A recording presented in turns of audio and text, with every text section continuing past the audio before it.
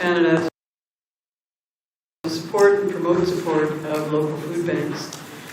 The result of this truly wonderful concept back in 1998 has gathered over 5 million pounds of food and raised over $20 million for food banks. The train was in Disbury, as it is every year, and I do believe Disbury has the very best turnout of any town in Canada. Okay. There's our turnout. Wow. Where? Let's do that again.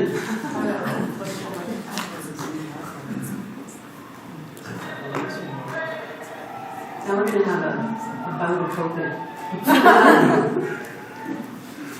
We're supposed to be enjoying the view of hundreds of people at our event, Councillor McCoy. We have a Grinch in the room. So, we're of course joined by many of our neighbors and surrounding communities, but standing up on the stage to deliver a message for our community, there's people as far as the eye can see. In the hundreds. That was when we went.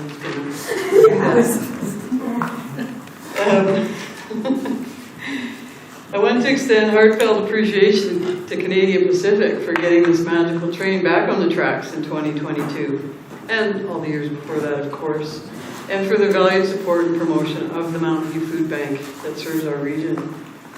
This year, $1,685 was donated, plus 855 pounds of food in our community, and that all goes to Mountain View Food Bank. So many people donated and came out to enjoy the show, to Neil Towns and Asanyabi, to listen to that entertainment, to celebrate together in the name of such a noble cause of addressing food insecurity that continues to grow as inflation skyrockets. It's also a reminder that food banks need our support year-round. Disbury has always showed the Christmas spirit, kindness, and generosity by offering all these donations. Thank you, Disbury. You shine bright and rise to the occasion every year, through wind, snow, and cold, and we're all very excited to see the CP holiday train back in town. Do you want to say that one more time? It's just so amazing. There's hundreds there, like literally. It's amazing. So I'll have a motion to start the meeting with adopting the agenda as presented. I believe, Ethan, do you have anything to add? Yeah, I do have. Oh, wait, as amended then? Yes. Okay. What would we be adding? I have an item that's come just kind of last minute, but it's come from a developer, so I would propose to add 13.2, titled Shad's Development Proposal, enclosed as per section 16 of the FOIPAC. Nothing else? What was your hand up, Councilor McCoy? Oh, forever. No. Well, you didn't acknowledge. Go ahead, well, I was waiting for the amendment. I'll motion to the council accept the agenda as amended. Any other comments? Call the vote, all in favor. It's carried. All right, we are again pleased to welcome Staff Sergeant and Detachment Commander for Disbury, Stephen Brown, to give the Q2 second quarter report for the RCMP Disbury Detachment. Welcome. Thank you. And take that little box with you when you go. Oh, thanks very much.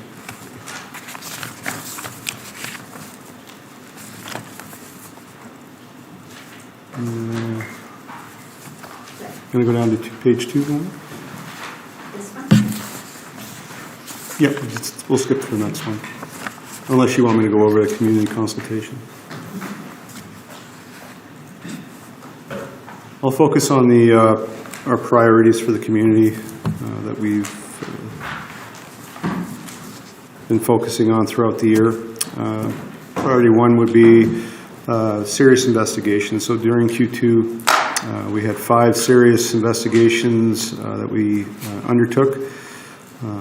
There were 2 assault, 1 criminal harassment, 1 mischief under 5,000, and 1 extortion. In all 5 investigations, adults were charged, majority of which were involved in domestic violence. Our priority 2 is for intelligence-led drug enforcement. We've been continuing to investigate controlled substance use and possession, targeting habitual offenders, leading intelligence-based investigations into drug-related activities. Locally, during this quarter, there were no calls for service or no reported calls regarding trafficking, production, or possession of controlled substances. This is largely in part due to our efforts in 2020-2021 to target specific offenders that were distributing narcotics within our detachment area, and resulting obviously in their incarceration, which has resulted in a decline in drug-related activity. Another initiative under this priority is for compliance checks on known offenders that are currently under court orders within the detachment area. This is in relation to release orders, probation orders, any type of court compliance requirements. We've conducted patrols through known areas with regards to where these individuals live, focusing on one particular individual who is under charge for drug trafficking with regards to in our area, and those compliance checks on that individual resulted in 3 additional criminal charges for failing to comply with their release conditions. Again, these compliance checks are a huge component in driving home our focus on reducing criminal activity within the detachment area. And by focusing on persons who reside in our area that are under court order, it makes a very strong message that their presence is not welcome. So again, that goes back to my original comment that the efforts over the last couple of years to target these individuals comes with its rewards of a reduced drug activity. Under priority 3, which is police visibility and traffic enforcement continues to be a collaborative effort between Airdrie and Innisfail Integrated Traffic Services and the Didsbury Detachment. Traffic enforcement resulted in 27 motorists being charged for moving or non-moving driving offenses within the town of Didsbury during this reporting period. Again, this is relating to Q2, so now that schools are back in, regular daily patrols through school zones and traffic enforcement in school zones is a major priority for the Didsbury Detachment members.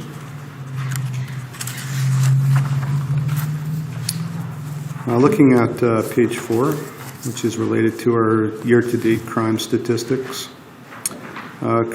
Persons crime still shows an increase or elevated number of 29%, which is consistent with our previous quarters and in fact the end of 2021.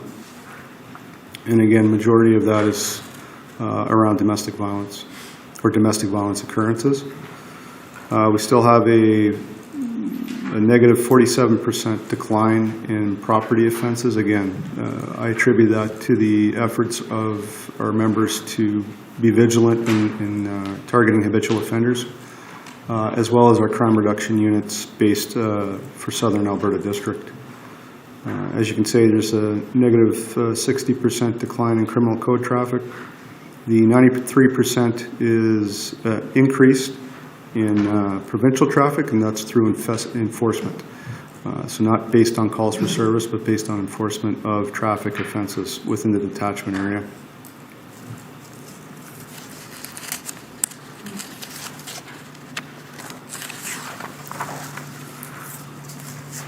Page 5, yep.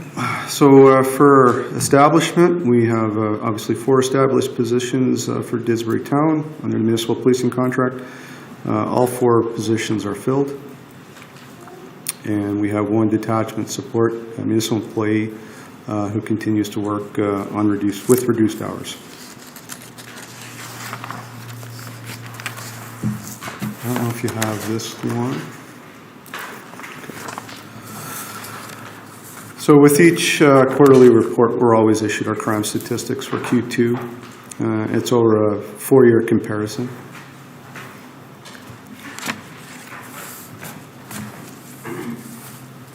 And again, pretty consistent with what I just mentioned on the policing report for total persons crimes, and I'll bring that to your attention. It's a 29% increase. Again, I'm not, although being elevated, it's consistent with our past reporting. There's nothing that aside from the circumstances of the occurrence that they're associated with, there's nothing that stands out to me as drawing attention.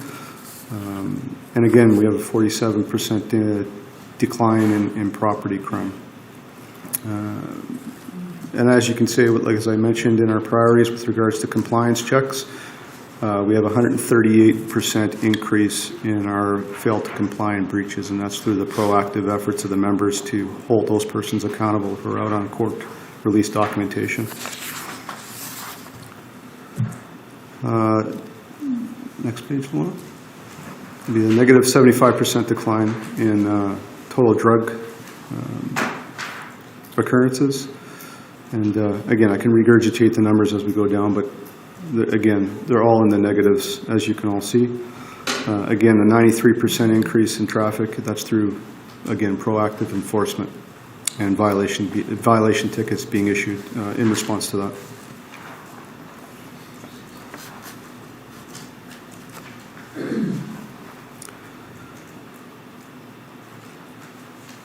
The only thing that stood out to me was the false alarm reporting, excuse me, which is up 220%. And basically that's a response for members going to either false 911 calls or false alarm.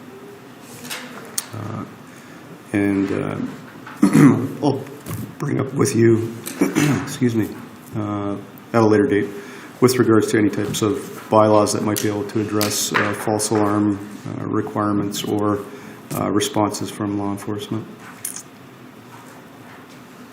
There are ways to address it. So I think that's it from the reporting perspective. Any questions? Questions, reporting? Just to back to that false alarm, when you're talking bylaws, you're suggesting that we do the bylaws that empower you to do something about false alarm? I mean, again, that's your prerogative as town council, right, or mayor council, but there are other communities that have employed bylaws to address alarms. You have larger municipalities, larger residential base that have household alarms. Again, if those are not maintained properly or whatever, you have the tendency for false alarms, whether that's through neglect or you have a pet or whatever, but any type of alarm that's dispatched to the police requires a response.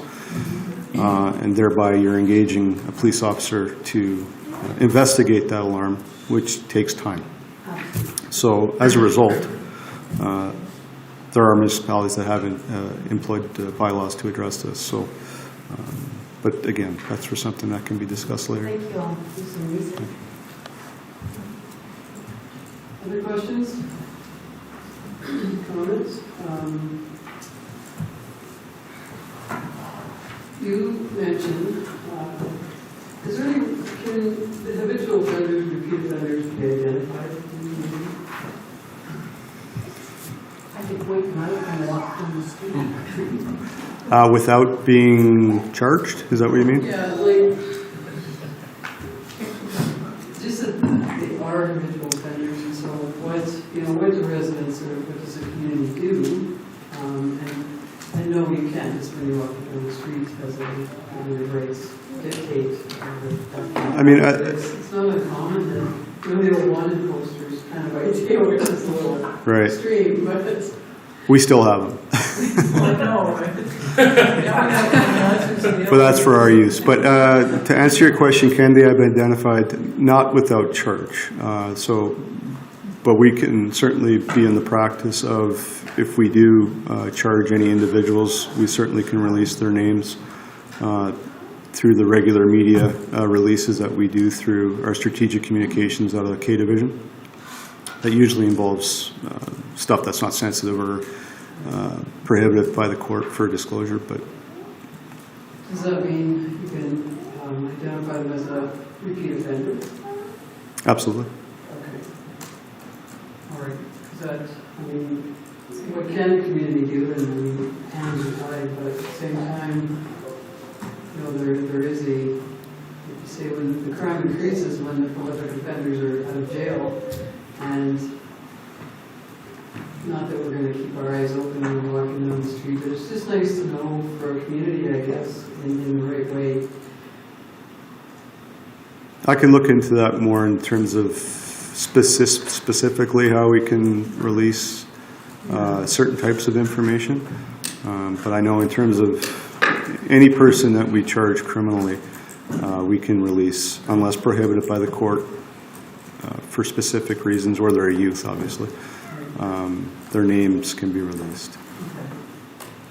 We can follow up on that another day. Mhm. Any other comments, Councilor Breslin? Just an observation, I think. Good to see everything's kind of down very well. And kudos to our attachment, doing a great job there. This might give you comfort. I'm not sure of the wording, but apparently we do have a bylaw, and we have to check that out to see if it's going to be effective for you. So it's something we can work for. Is that in regards to false alarms? Pardon me? Is that false alarms? Also, Yeah, okay. You do have a bylaw? That's what Luke just said a few minutes ago. Okay. She's our lead. Yeah, I mean, if Well, I'm you, interested that there's a sidebar conversation going on.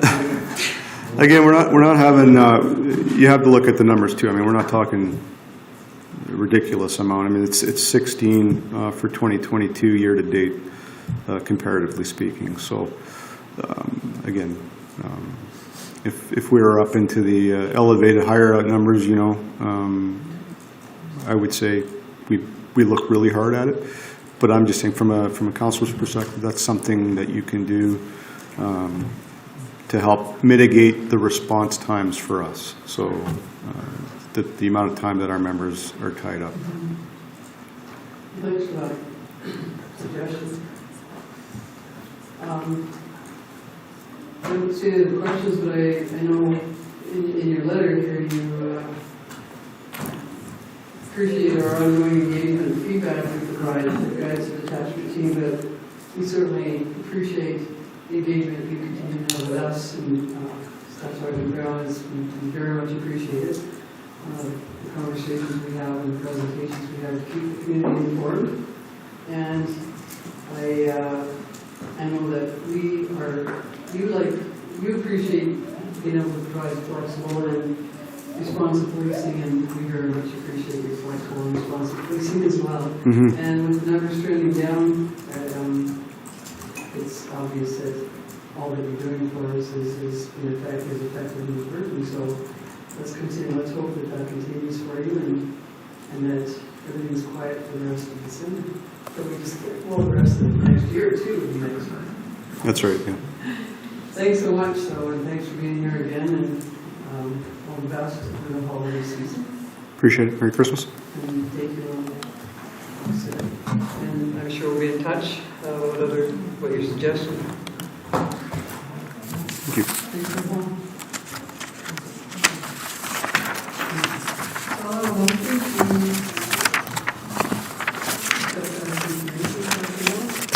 I move that council thanks Staff Sergeant Steve Brown for the presentation of the second quarter report for July 1st, 2022 to September 30th, 2022, and accepted as information. All right. Any other comments? Call a vote, all in favor? That's carried. And thanks again. Thank you.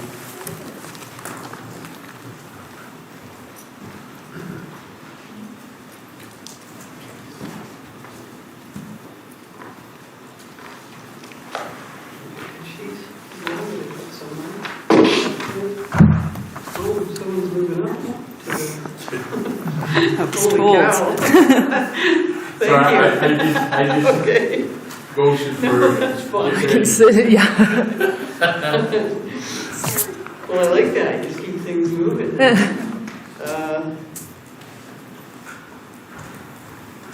Okay, we have adoption of the November 22nd, 2022 regular council meeting minutes.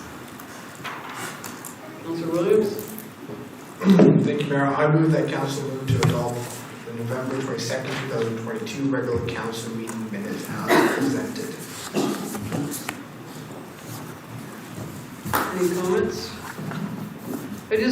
I have one question about this resolution. Oh no, it's in the next set of minutes, sorry. So we have them as presented. I'll call a vote, all in favor. That's carried. And we have the minutes of the December 3rd, 2022 budget meeting minutes on the 2023 budget. Councilor Williams. Thank you, Mayor. I move that council move to adopt the December 3rd, 2022 council 2023 budget meeting minutes as presented. Any comments?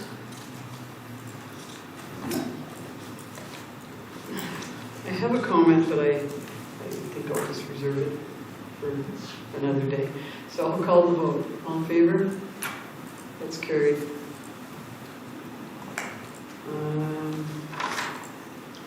And now, what Becky's all excited about to be at the mic for. Thank you for being there and ready. And we have, and I'm going to turn to my notes. I'm going to call a recess for the regular council meeting. And I'm going to get through my sheets that have all the information.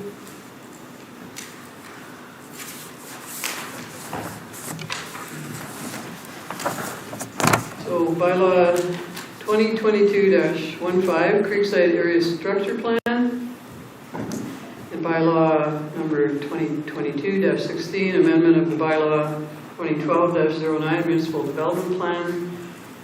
And I will call the public hearing to order at 6:23 p.m. So, 2. And I just want to have a little preamble that welcome everyone. This public hearing is being held in accordance with Section 230 of the Municipal Government Act. We ask everyone to turn their cell phones off and that all questions and comments be made through the chair when called upon. Everyone who so desires will have the opportunity to be heard, but it will be done in an orderly fashion as directed by the chair. Each presenter, when called upon, will take the place at the presenter's table, which is where the white one with the fancy desk on it. State and spell your name for the record. And please remember to turn on the microphone, but we'll probably leave it on for sake of ease. We ask that all presenters keep their comments brief and that you don't repeat points that have already been made. The purpose of this hearing is for council to consider all relevant information that they require in making their decision on this matter. So the public hearing is to consider the bylaw 2022-15, Creekside Area Structure Plan, bylaw 2022-16, Municipal Development Plan Amendment.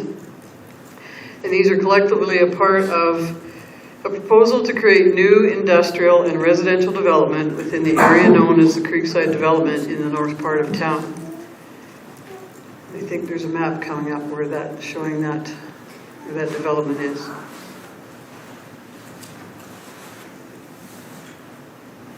Okay.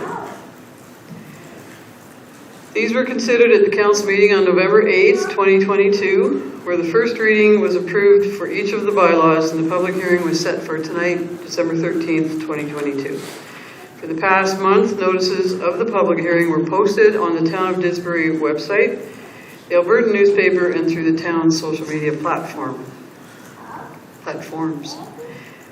So the order of business will be as follows. Administration will introduce and provide an overview of these proposed actions with regards to the development proposal. The applicant will have an opportunity to speak to the proposal and provide any additional information. Council will be able to ask questions, and then we'll have an overview of feedback received by our administrative team.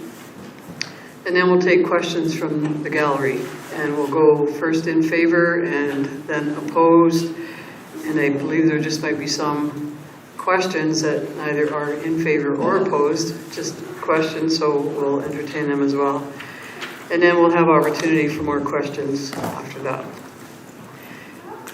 So having said all that, I will hand the business over to our administrative team to introduce and present the information. Perfect. Thank you, Mayor. Good evening, everyone. So we'll be having our planner, Becky Sobey, who will provide an overview and summary of the development proposal with some planner's comments. What you'll also, I just want to also note that as part of that is she will identify there are some areas still that have been identified within the proposal that still need to be addressed. And so what we'll be recommending is that we'll speak to the general principles, have some comment there, allow people to make comment on the general principles, and then speak to the areas that need to still be addressed, and then recommend that the hearing be held over to a future date, that when those things are addressed, then we'll bring it back and reconvene the hearing and identify the areas that have been addressed, and post notice for that and allow comment on those changes to the proposal. So that, just so that you're aware of that'll be outlined as part of that presentation. So with that, we'll hand the time over to Becky. Perfect. Thank you. Hopefully everyone can hear me. I might have to bend over a little bit. This is new. Does it go up? Okay. This might have to be raised for a couple people in the administration. Perfect.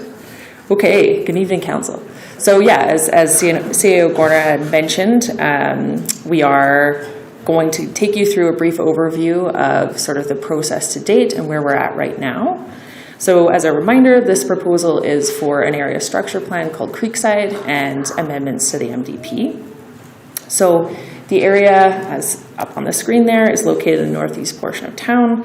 You can see that has the CP rail to the southwest and the Rosebud River in the northeast. And as part of the initial review of this submission, it was determined that there are areas within this ASP that do not align with the municipal development plan. So that's why the applicant had proposed amendments to the MDP to bring this ASP in alignment with the MDP. So first reading of both amendments was given on November 8th, and then public hearing was set for today with the notice in advance in accordance with the requirements of the MGA. For the proposal overview, we'll just go over a brief description of the ASP itself, and maybe I'll get you to just scroll to the land use concept. Should be on the next page, I believe. There we go, perfect. So the ASP is proposing low-density residential, you can see there in yellow, comprised of predominantly single detached dwellings with opportunities for more medium-density multi-unit residential where appropriate. It's also proposing industrial land use, you can see there on the southwest side along the CP rail, contingent with the, or contiguous, I should say, with the adjacent industrial land uses that are adjacent to the ASP boundary. The river valley is being considered as a natural buffer between, or in transition between the industrial and residential lands. And the ASP also speaks to different interface design considerations that will be put through policy to consider how that sensitive transition is being addressed with development. The ASP has dedicated 8.5% of municipal reserve for public use and 25% of environmental reserve to protect the floodway, as well as any of those areas identified through their studies that need protection. And they are proposing pathways, as you can see, through the MR that they're proposing, so north-south and then east-west through the community. And all development is to be tied into municipal servicing. For transportation, currently the southern access point, so you can see the southeastmost access point of the community terminates at that south boundary of the ASP. So you can see there's an orange arrow there, and it doesn't connect to any existing town road network. So the ASP does state that this terminating road at that south boundary would require land acquisition in order to allow for that connection to the existing road network. There are concerns around that connection not being demonstrated through this ASP. So again, it's just terminating at that boundary and not showing that that can be a complete connection. So this was communicated with the applicant in the initial review of the ASP before it was submitted. In efforts to keep this ASP moving forward and through the process in an efficient manner, we proceeded with processing this ASP whilst trying to address these different concerns with the applicant, while communicating that this access point was still an area of concern. To further clarify, administration is not requiring that that land be acquired as a prerequisite for the ASP consideration. Administration is, however, asking the applicant to be able to demonstrate a secured connection point through this ASP to the road network that exists. The way in which that's resolved is not being predetermined by administration, and again is rather the applicant's responsibility to address. Because of this outstanding matter and other elements that will be highlighted through the ASP circulation and internal review, as CAO Gorna has indicated, we need time to assure that everything has additional time to be addressed properly before proceeding with a decision. And this is just to ensure that we are working through these different concerns now, rather to avoid or to mitigate against challenges in the future when development is ready for this area. So in terms of the current status of the ASP, it was circulated to all relevant external agencies and adjacent landowners for a period of 16 business days. And the town received 2 responses from landowners. One included concerns around this southern access point, about the fact that, again, it's terminating at the southern boundary, and that those lands that are in between that of the access point and the road network is not land that is currently owned by the applicant. As well as one outlining concerns around potential light pollution from the industrial zone. It should be noted that this is something that we'd be working through with the ASP review to ensure that policy is adequately addressing mitigation measures for something like this. So 5 out of the 12 agencies have provided a response, and that's within that time period. Administration did extend multiple reminders to try and get those responses within that circulation period.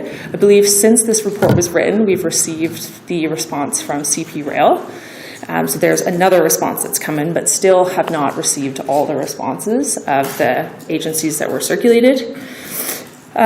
With the responses coming in later in the circulation period, and then some received past its due date, we did require time to be able to actually review these and also summarize and provide these comments to the applicant so they have a chance to address them. In general, so far, with the circulation comments that have been received, there's a general support and not necessarily any objections, with the exception of some of these agencies providing some conditions of their support. For example, requests for revisions or have additional questions about the ASP itself. So when the public hearing is resumed, should council proceed in this matter, administration would provide a summary of these responses, and then with this additional time, be able to also summarize how the applicant worked through those and what was changed as a result of those comments. Additionally, there was a public open house. So that was on November 16th from 6 to 8 in council chambers. It was advertised on the town website, and the applicant indicated through their summary that there were 12 registered attendees. The applicant has provided a summary of the public open house in regards to what was carried out, as well as the feedback that was received. Some of that feedback centered around concerns around development in the floodplain. The applicant has indicated that they've done the due diligence to check that, but administration is looking through the supporting studies and also the policy stated in the document to ensure that development does not happen where it can't happen. Questions around the type of residential proposed. So there's just questions around variety, and it was confirmed that there are opportunities for medium to higher density where appropriate, and administration will ensure that policy is setting that direction in the ASP. And then questions around how park space will be programmed. So just concerns around the availability of park space that's usable. There is policy currently now in the ASP that does speak to providing things like playgrounds, but I think it's something that we want to look at further to make sure that that policy is, again, setting that very clear direction. So additionally, something that we've been working on, I think I've mentioned it a few times already, is just the internal review of the area structure plan. As indicated, the town has worked with the applicant prior to submission on doing a high-level review to catch any of those sort of flags before submission, and one of those being that access point. But when submitted, administration does conduct a comprehensive review of the ASP, as well as the studies that were submitted. So you can see those are listed in the report. And it's important that those studies are reviewed to understand exactly what is being recommended as a result of those studies. So as part of the ASP review, what we want to ensure is that whatever is being concluded in those studies, that's being appropriately reflected through policy. So for example, if a study is indicating that further approvals or further investigation has to be done before development can occur, we want to make sure that the ASP is very clear in policy so that that happens before development can commence. Additionally, reviewing the document to ensure it's aligning with the policy documents like the municipal development plan, and then also to reviewing, again, those studies to make sure that what they're proposing, the different land uses, the delineation of environmental reserve and municipal reserve, is all technically feasible. So because of the outstanding questions and comments received that still need to be addressed, administration feels that additional time is needed to assure that everything is being addressed properly now, again, to mitigate potential challenges in the future when it comes time for development. We have been making efforts to work with the applicant to collaboratively avoid any unnecessary delays up to this point, but we feel now in this situation we do need that additional time to address some of these items before the ASP is put up for second and third reading.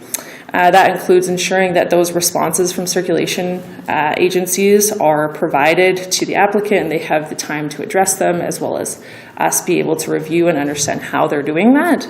And also, if we are able to receive any more responses, I think the deadline is over, but also working with the applicant to address any of the areas of the ASP that may have been adjusted or that may need to be adjusted based on administration's internal review, again, the circulation comments or questions, the feedback from the open house, the feedback from adjacent landowners, and then finalizing a review of the ASP to confirm again that the policy is sufficient and it is including what it needs to.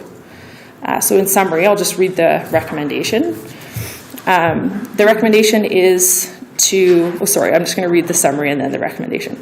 In summary, the recommendation is to postpone second and third reading to allow the applicant and administration sufficient time to address any questions, concerns from circulation and internal review, and make any necessary revisions to ensure that the ASP that is adopted or considered for second and third provides clear direction for future development and eliminates, to the extent possible, any potential uncertainties or process challenges when subdivision and development is ready to proceed.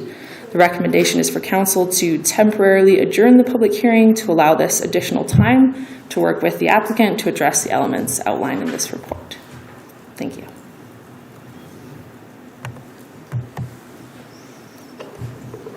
All right, thank you, Becky. Do we have the applicant here, Ethan, that would be next on the agenda, on the order of business?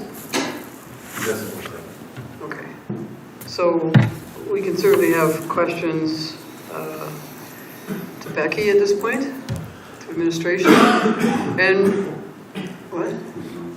From council. And Becky is Urban Systems Planner, who's been working on this ASP with our applicant as our administrative lead. And I'm just saying these things because there's people that are watching the live stream that don't know who's talking sometimes. So that's Becky Sobey from Urban Systems. And I'll try to remember to introduce everybody that's off camera so they know that who's talking.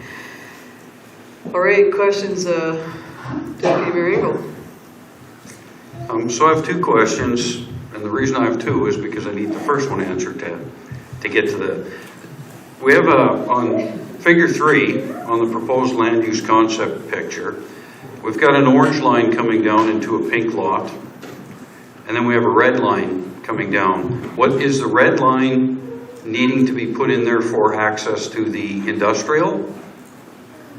And the orange line is there for the residential. So what we in fact have is a developer proposing to develop that we can't give a road to. Thank you. Yeah, through the chair, just to answer your question or provide additional comment, that's correct. So there are triggers, and when it comes to serving a residential community and traffic, and I'll probably refer to the rest of administration for additional comment, but there are triggers, especially for things like fire response for the residential community. So originally in the municipal development plan, as part of the reason why they're amending it is because this was never contemplated for a residential community. So currently, it's slated as an industrial in that land use plan. But yes, that is what we're trying to address, is those access points. Do you have a second? Yeah, my next question would be, is there an alternative route? Who would like to answer that?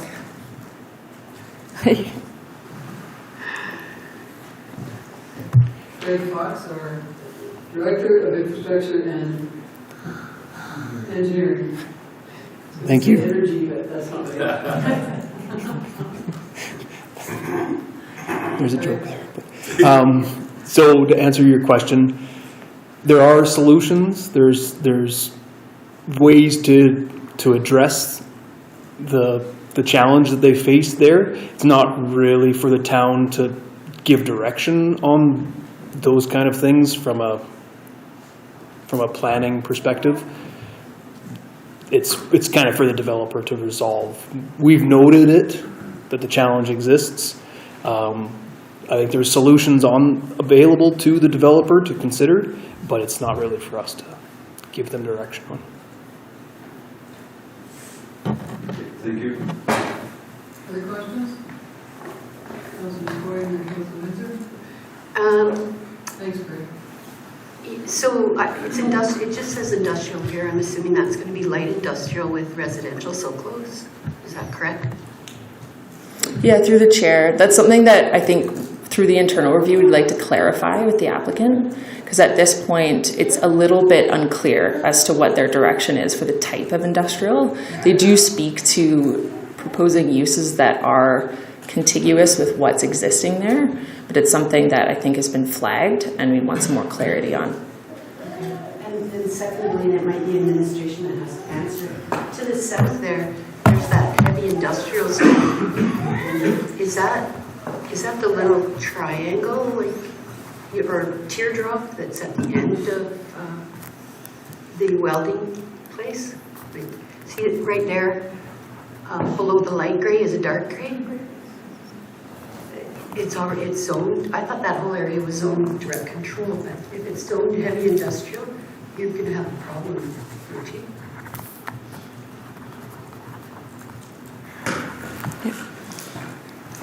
Craig Fox will answer that again. I would just like to remind everybody through the chair, thank you, Becky, for reminding me, because these questions are directed, and I appreciate the response. Craig, go ahead. Thank you.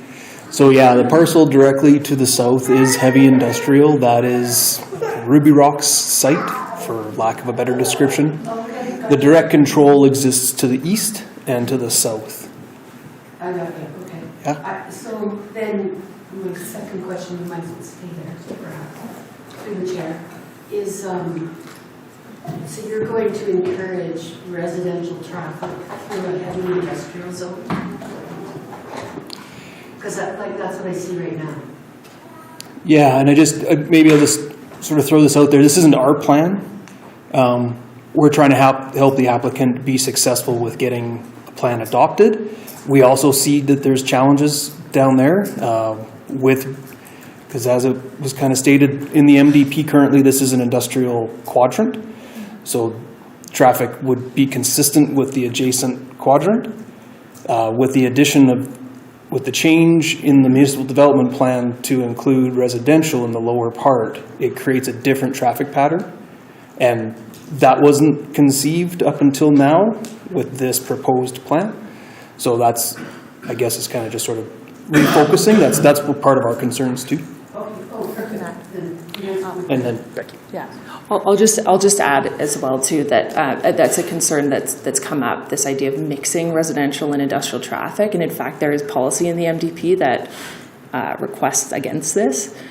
So that's part of the reason why, as it stands now, that's the only actual connection point that's being shown. So if we look at it as is, then you're right, that's where that traffic would be forced. Again, understanding it's an ASP level, we still need to show a secured connection to that residential bit. So yeah, it's part of the concern for sure. Thank you. Yeah. Councilor Windsor? Thank you, Mayor Hunter. Becky, I've got a question with regard or in consideration of the development in the floodplain. Sorry, through the chair? Yes. Thank you, Mayor Hunter. The provincial government, through the Disaster Relief Fund, has pretty much put a moratorium or a sterilization on properties, residential properties and business properties built in floodplains. And essentially, claimants can claim for up to $500,000 as a one-time thing, and after that it's sterilized. And there is a certain amount of the development, residential development in this ASP that is according to the first distribution of the plan under that 100-year floodplain. And I'm wondering, I guess, a couple of things about that. And one is that has been taken under consideration and the urging of the provincial government to urge municipalities to not develop in those floodplains.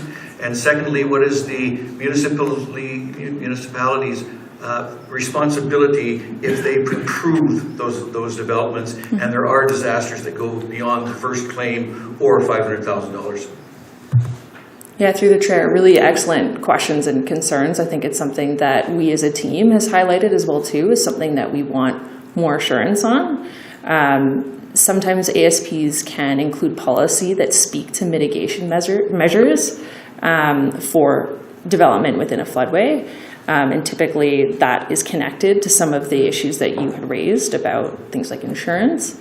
So I think this is another great topic or item that we'd like further clarity on. And again, just reiterating that part of the review and why it's so comprehensive is ensuring that these policies now, which will be what we legally look to when development comes at the door, are providing that very clear direction. So I think that's, again, part of the reason why we want to take the time to understand, again, what studies have been done and what's been... Sorry, I apologize. Sorry, what's been concluded in the ASP. So yes, I don't necessarily have an answer for you, but I think that that's something that is an important part of this review process with this additional time, yeah. Go ahead. Thank you, Mayor Hunter. And through the chair, we've seen a development, a separate development that has gone without a playground in the first phase of the development that the community had to actually pull together to create a playground or put in a playground through much effort and chagrin and a lot of donations and everything else. I don't see that in the plan here anyway. In fact, I don't see a place for a playground in the ASP, and I'm wondering where that is in the plans and what our direction is with regard to that. Yeah, through the chair, excellent observation. Typically in an ASP, oftentimes you'll see general policies around that are typically should statements about how municipal reserves should be programmed so that they are providing active and passive recreation opportunities. I think in this case, this was something that was raised in the open house as well too. So I think, again, it's actually one of our comments in our marked up ASP is providing a little bit more detail on exactly how they intend to do that. Because as you know, there'd be some responsibilities that would have to be laid out as to who exactly is going to be providing that playground structure.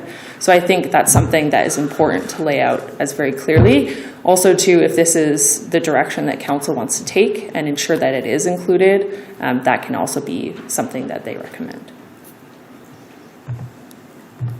Thanks, Becky. So, Councillor Baswick has a question? Thank you, Mayor Hunter, through the chair. Becky, I'd like to throw a positive spin on this if I can. I'm pro-development, effective and well worked out development, which I see you're heading in that direction. I like the idea of a road separating the industrial from the residential. So if you live in that area, you're not going to go up the residential road. I like the idea of the buffer between the residential and the industrial side. That's interesting to me.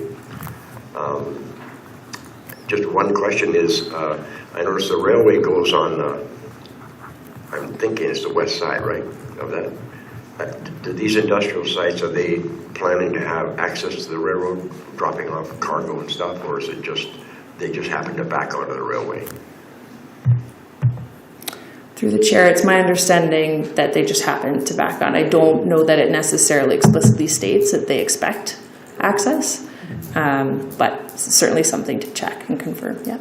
Right, but from personal point of view, I like what I'm seeing, and I understand there's going to be some work to be done to get it exactly the way planning wants it to be. I have utmost faith that it'll go ahead as you plan from a planning standpoint. That's just my call. Thank you. So further to Councillor Windsor's comment about playground and your response being that you noticed too that there was a missing sort of passive and active. We have a pathway system in town, and will that pathway system be run through here and connect back with the rest of the town so we're not isolating this community?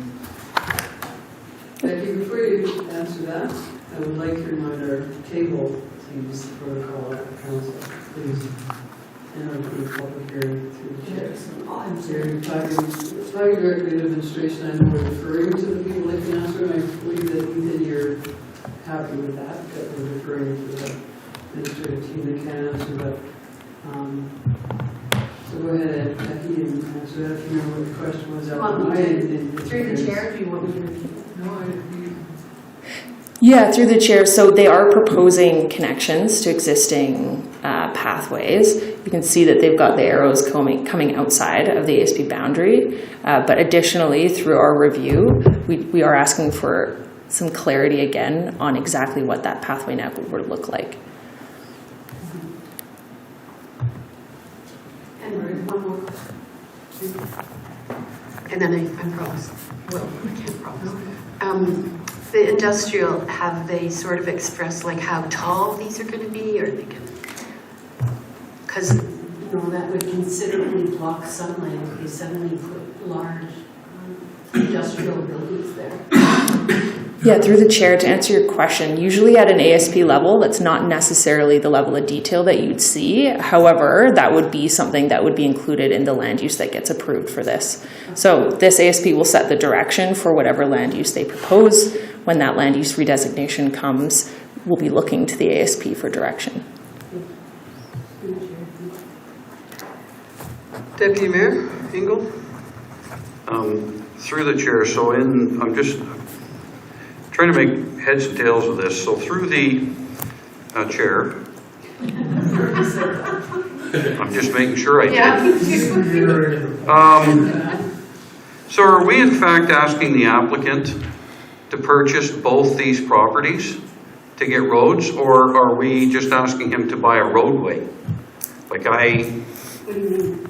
Well, it says here that it requires acquisition. So is the applicant being asked to acquire the lots, or just like a roadway through? Yeah, through the chair, appreciate there is some confusion around the way that this is worded. So I'll try and clarify. So if you look at the plan now, that orange arrow is indicating that there's a connection to what they've mislabeled as that east-west street there. So for the purposes of, again, confirming that this is possible, technically speaking, in order to make that connection work, they don't own that piece of land and it's not part of this ASP. So technically speaking, if they're proposing this same access or this connection to be done, then we would expect to see that as part of this ASP boundary. But what we've communicated, again, is that we just need to see an access point. So if there are other solutions that can be proposed, again, that's the applicant's responsibility to address it. At no point is administration predetermining that that one solution is the one that must be done. Councilor Bowser? Thank you, Mayor, through the chair. Becky, this is probably a trite question. The lots, what are they, 50 by 120 or something on average, other than the pie type lots? And are they zero lot line? That's important to me to know. Through the chair, yeah, these are great questions. They're questions we have as well. Typically, again, it varies the amount of detail that you'd see in an ASP. They're speaking generally to the character of this residential neighborhood. They speak to low density and the types of housing, but it's a comment that we've had is to have they contemplated the actual dimensions of these lots. We don't have an answer there. But yeah, both those concerns are something that I think is worth looking into with the applicant. All right, thank you. Thank you. Councilor Windsor? Thank you, Mayor Hunter. And through the chair, it seems to me that there's a number of agencies that have not responded to the request for information or evaluation. And it seems to indicate here to me that it was a December 8th deadline. Is that being extended to allow some of those agencies to respond with any concerns they might or might not have? Yeah, through the chair, it was extended, I believe, twice. I think there were reminders that went out close to the deadline, and then there was another reminder sent out with providing still another deadline for them to provide a response. Typically, some of these agencies, they're at this level, again, they're not necessarily going to be providing very comprehensive responses. However, there are some, for example, Alberta Environment, that have not responded. The applicant has summarized their correspondence with Alberta Environment in the ASP. However, I think it's important for the town to still be able to make that connection point from the administration's perspective so that we understand exactly what they're asking for or what their concerns are. Yeah. Okay, thank you again, Becky. Any other questions?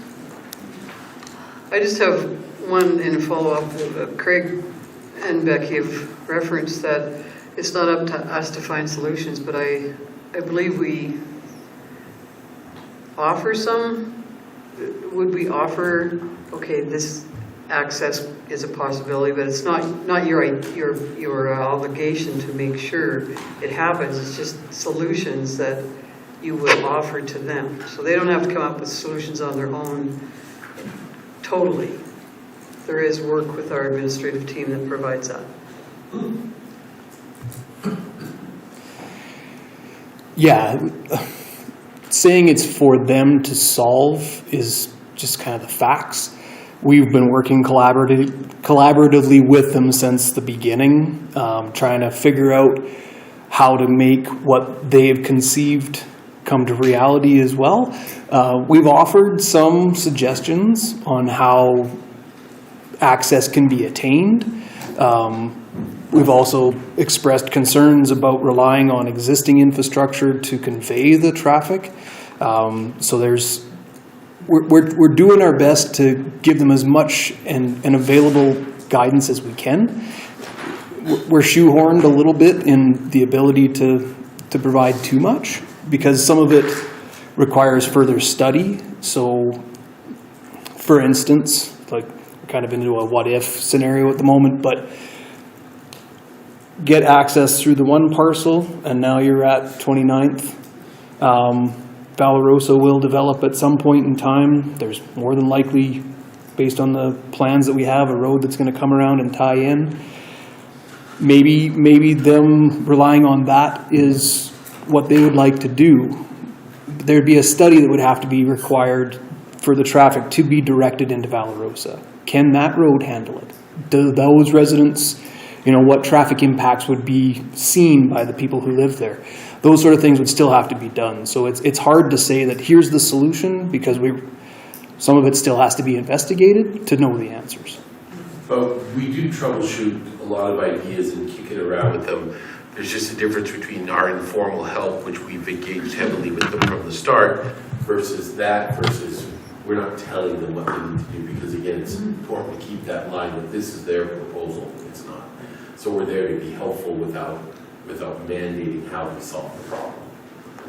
I believe that, and I knew that. I just wanted it heard, I guess, because I believe, of course, I believe that's happening. Our administrative team would work with it. Yeah, maybe through the chair, maybe I'll just add that the site has some significant constraints in terms of providing the access, and that's something that we had identified as a team, applicant and town, when they first came with their submission. We've got a steep river valley that provides an obstacle in terms of providing an access point across that. You've got the rail line, you've got the river valley, the river itself. So acknowledging that it is a challenging issue to resolve, but again, as mentioned, we respond to what they'd like to do and what they'd like to propose. Thank you, Becky, and thank you, Craig, and thank you, Ethan. Are there other questions? Okay, thank you for those responses, and so I'll have a overview of feedback received by our town of Visitor administrative team. And Ethan, is that you? Oh. Okay, so I'm speaking to Ethan Gordon, our CEO, and he's just deferred it to Becky. Yeah. Yeah, through the chair. So the feedback received was what was summarized in the report about the landowner letters that were provided. So those concerns around the access point and the lighting. And our plan is when we reconvene the hearing, when they worked on addressing some of the concerns raised by those, we'll bring those landowner letters specifically in the next information piece that's brought to the reconvene hearing, so that we wanted to bring them to give, so that at the time when the concerns raised are addressed, without just bringing them with the full details of the concerns, without the opportunity for the applicant to have addressed those concerns. So more will be forthcoming. Yeah, I did hear that. I just was following the order of business. So there could be more, and she just highlighted a few. All right, thank you for that. So now we will take questions from the gallery. If there's anyone who would like to ask a question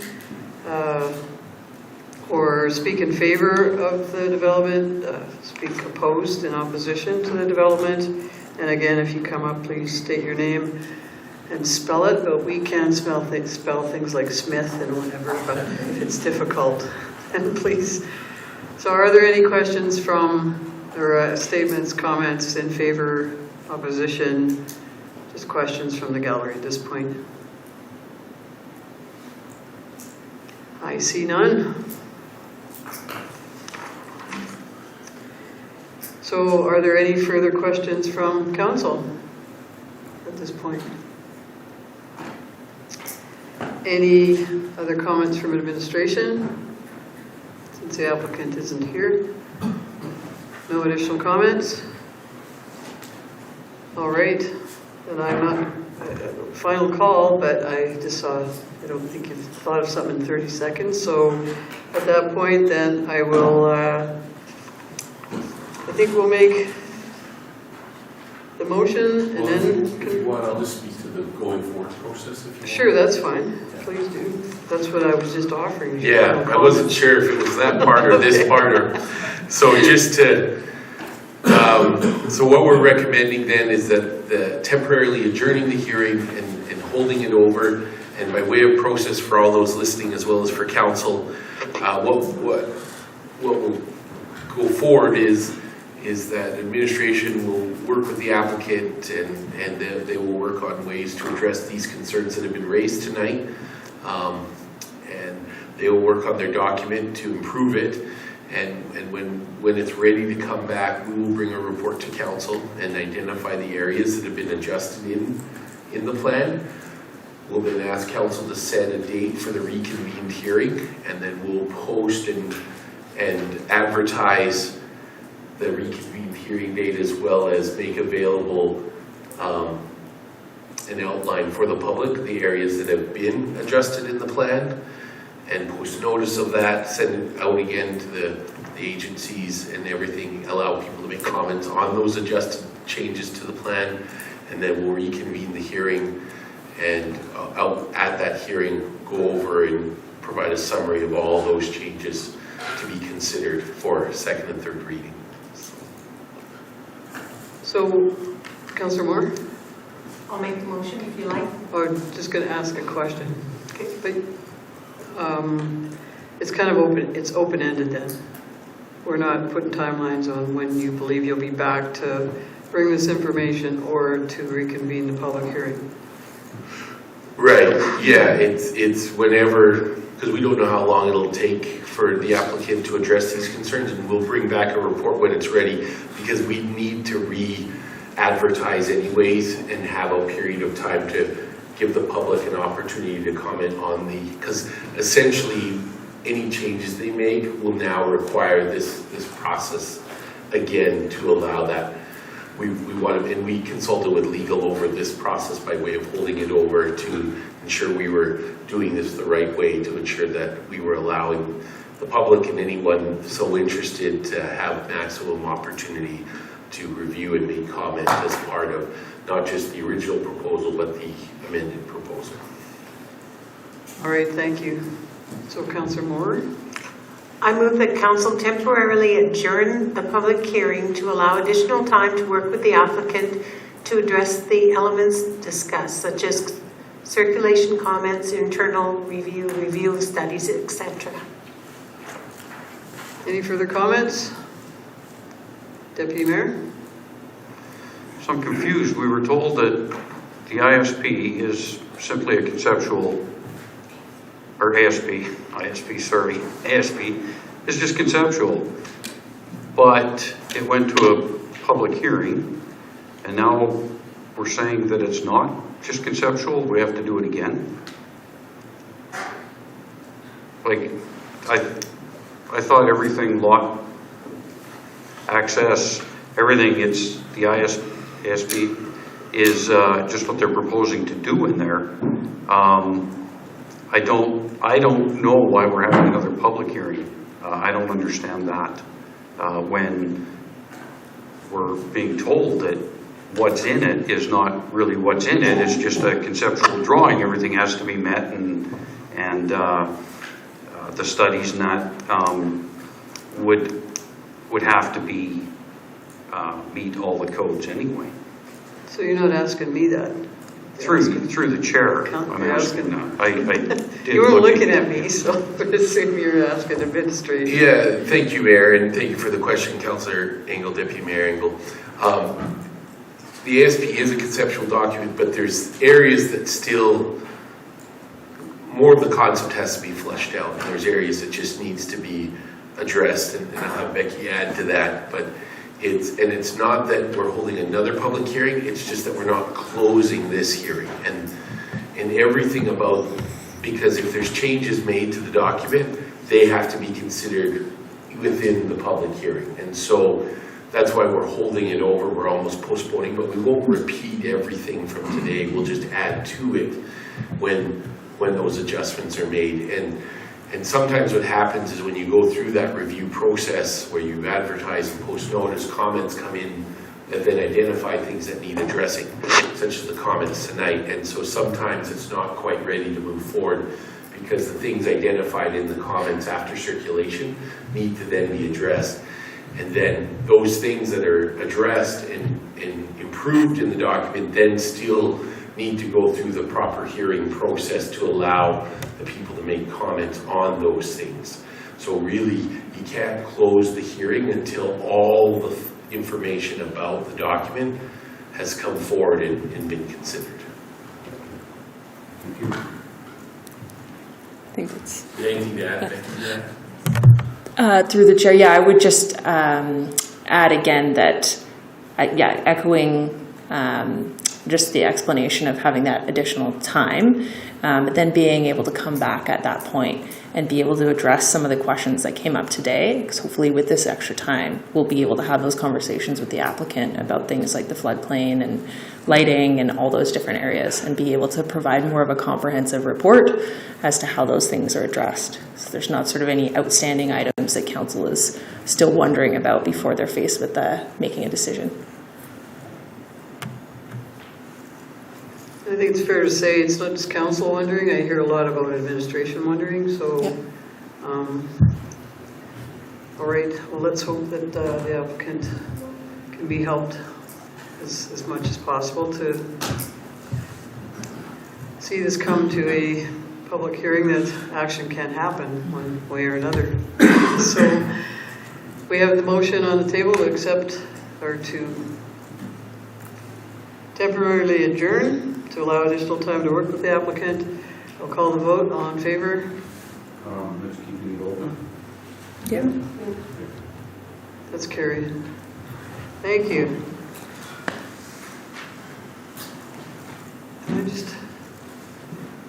I'm sorry I have to. I'm staying in the room, so I'm recessing. I just wanted to give our team their for being here and for your presentation. And thank you very much. That's not for this Christmas season too. Those are not bribes of any sort. So. Thanks very much for that. Just never mind. I just saw some shiny boxes and I thought I should buy them. Okay, so we're moving. I will have a motion to adjourn the public hearing. Oh, we did. We did. We had to temporarily postpone. I'm sorry. Yes. I shouldn't have got up. I was on a... Okay, so we will go to reports. Council reports, and I think I'll start with the Deputy Mayor tonight. Item 6.1. Obviously, we all attended a budget presentation meeting. Had a library meeting of note. Community pantry is a project that the library has started. They're accepting small food donations that can be dropped off in the library, and then when people are visiting the library, they can take a can of soup home for supper or whatever. So I'm just going to encourage everyone to drop off something small or large if you want to drop off shopping bags of it. It's just a great little place to grab even a snack for one of the students after school that may not have that at home. So it would be appreciated. The library received a $1,650 donation from Jen and Russ Photography. Thank you for the generous donation.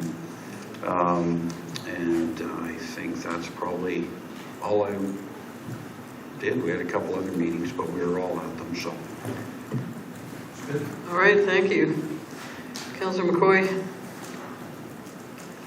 So I yesterday had the Waste Commission meeting, the first one. I won't go into much detail because when we talk about it later in the agenda, it would fit better.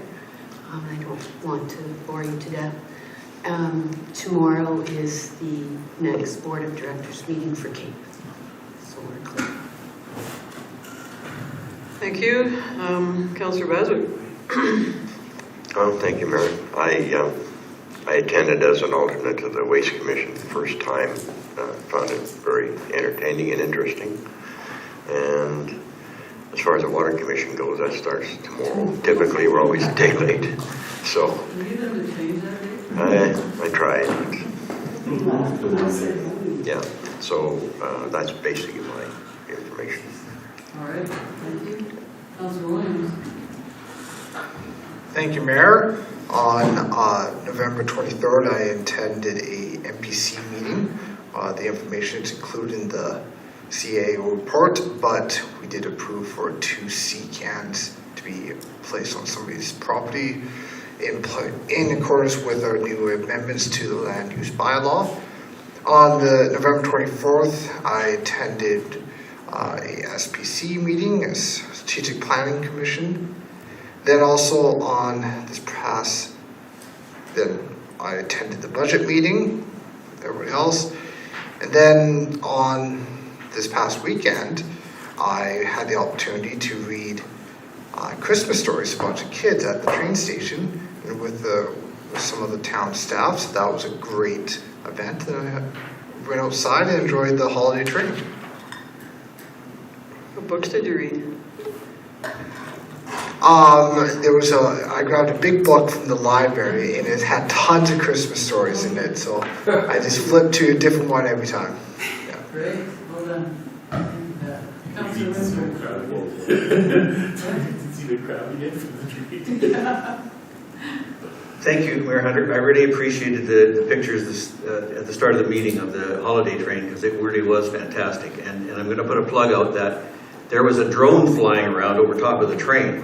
And if it was a private citizen that had those, I would really be interested in receiving the videos or pictures that were coming off of that. That would have been really cool to see it from that perspective.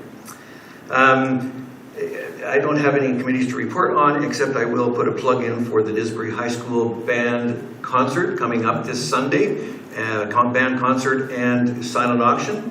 I urge everyone to attend and bring your checkbooks.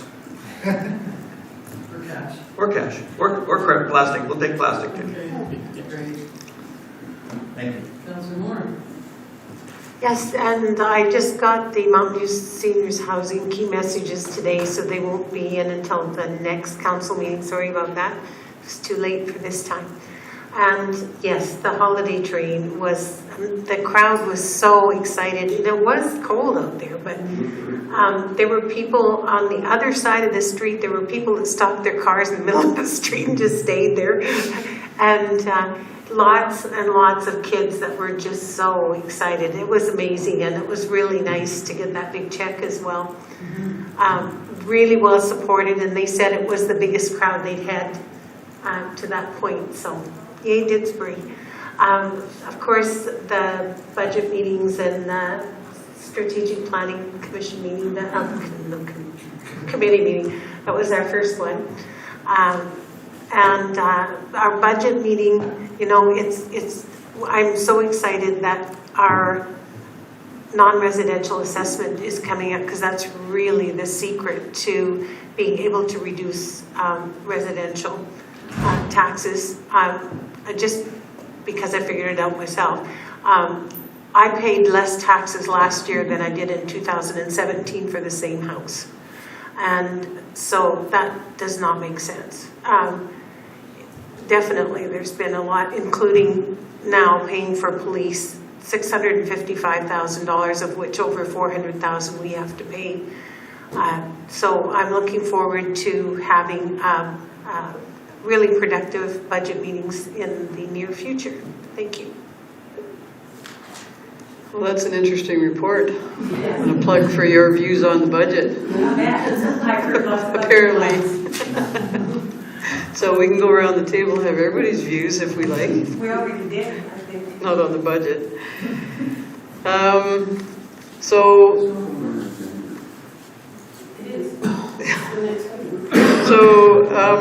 I did attend the CAPE AGM, Central Alberta Economic Partnership, on November 23rd, and we know that we had a councillor up for directorship, and Councillor McCoy was awarded the one-year position Mayor Barkley from Innisfail got the 3-year, as did Councillor Vargas from Sudbury got the 3-year position.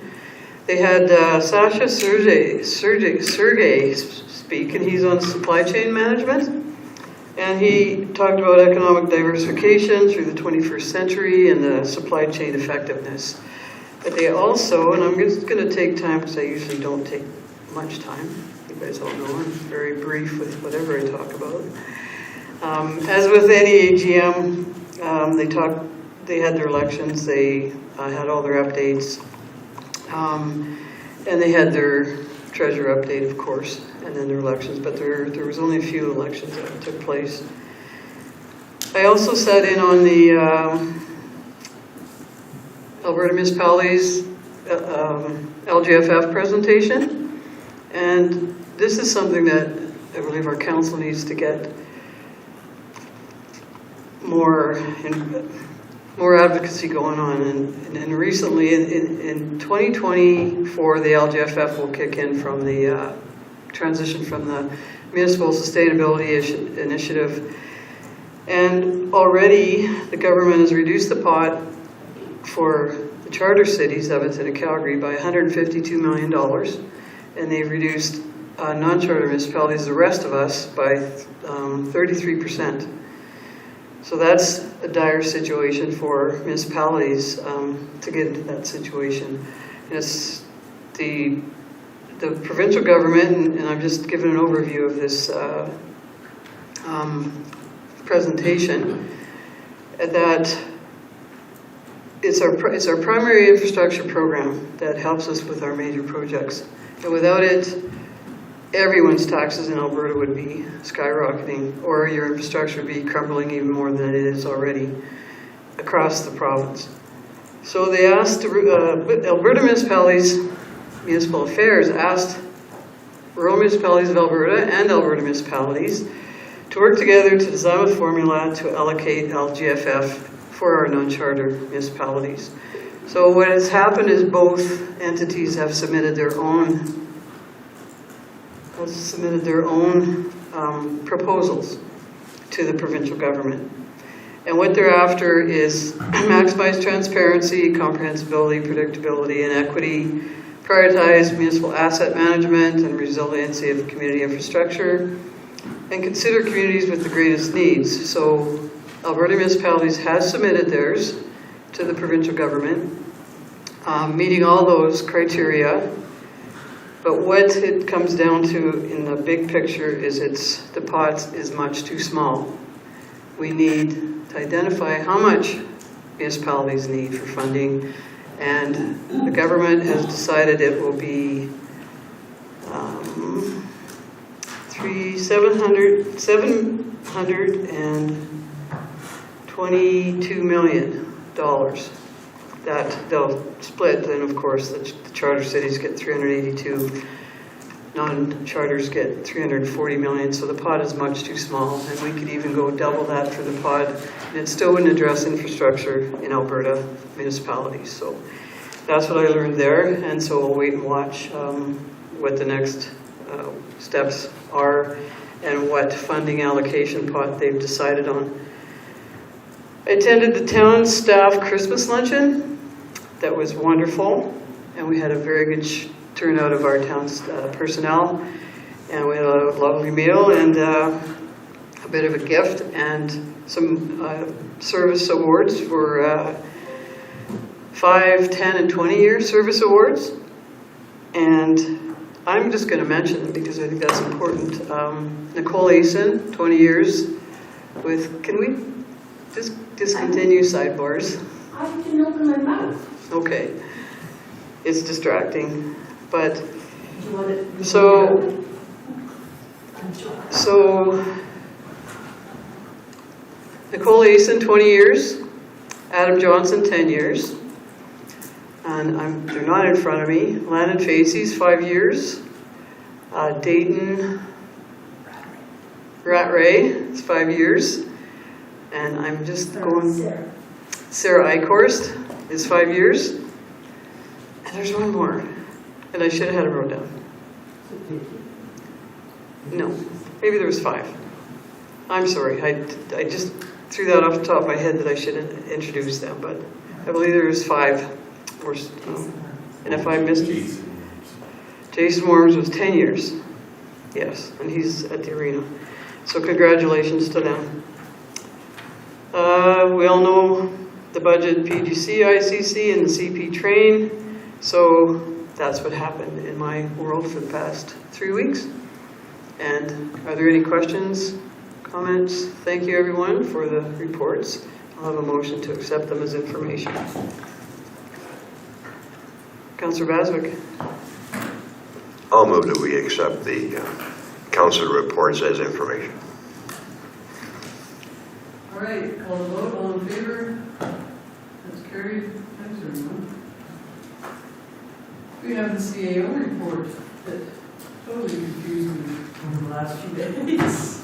Thinking that the budget was in it and it wasn't, and so we've got that all sorted out. And anything to add to this CAO report, Ethan? No. At this point? No? Any comments or questions from the CAO report? They're just always so good and thorough, right? Councillor McCoy? Through the chair, I see that there was a discretionary use of 2 small shipping containers. I'm assuming they're going in the parking lot that the town owns. Does anyone know if they're going to go on the few lots that they actually own or where they're going?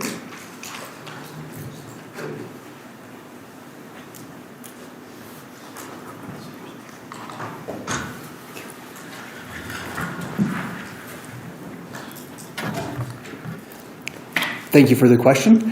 I wasn't involved directly with the building or the permit issued for these CCANs, but it's my understanding that these are the CCANs that were applied for as a result of the changes to the land use bylaw that came through 2 meetings ago. But no, they're not going on our property, they're going on private property. They're private. Thank you. All right, just to, I guess, again, just the Morris Meadows, you've probably spoken about this in the past, but you said that the problems continues to be problematic, that lift station. So for how many years has that been going on, and what is the solution? Thank you for the question. So the lift station started acting up about a year and a bit ago, just reporting with faults on one of the pumps. It would trip out, and then we have 2 pumps in every lift station, so we always have redundancy, so there's no concerns. But this one pump just keeps tripping faults, and so now we're down to 1 pump, so that does create concern for us. So we're actively trying to find where the electrical gremlin is coming from, because that's kind of what it seems to be. We've chased all the different components through the multiple components control, how it starts up, when it starts up, how long it runs, what rate it runs, all those sort of things. So we've gone through the process of trying to eliminate the components. We got into the end of the line, and it's still doing it. So we're looking for other solutions, which might involve coming back to council at some point in time in the future for a swap out of the pump controls in whole, just so it has new running parts. But we're still trying to figure out if that's the right solution. So it's part of the reason why it shows up on the quarterly reports for the last few reports, is just making sure you guys are aware that there's an issue brewing and we're working on it hard. So. Thank you. Okay. You have a question, Councilor Bezzard? Just a current one, actually. Just an observation. I had someone called me and said that in the southeast corner of the RV park there was water accumulating, and I would just ask the question: is there a break, or is there an issue with that? Where they installed that new, whatever they did, it was a switching thing, or they added a pump in that corner of the RV park, or a line of some kind. Is there an issue with that line, I guess is the question. Go ahead, Greg. Thank you for the question, and through the chair, that's the first I'm hearing of something. Very frequently, if water comes to the surface, people contact us right away. I would think this might be an isolated situation, but I can look into it further. Yeah. And I just have one last question because, and it's to Ethan, I think. Because I had to answer some questions the other day about the RFP that went out for the library. So I scrambled to get the RFP because it was down from the website because the deadline had passed. So did you want to provide an update right now, or not about the whole project, but just where we're at, what's the next step after the RFPs or the deadline is passed? Yeah, thank you for that. That has passed, and I don't know if Craig wants to add anything about that, but our plan is to bring what we've received from that forward to the January 10th council. So we're reviewing that, and we want to bring that along with some other information from the library to council on January 10th. Thank you.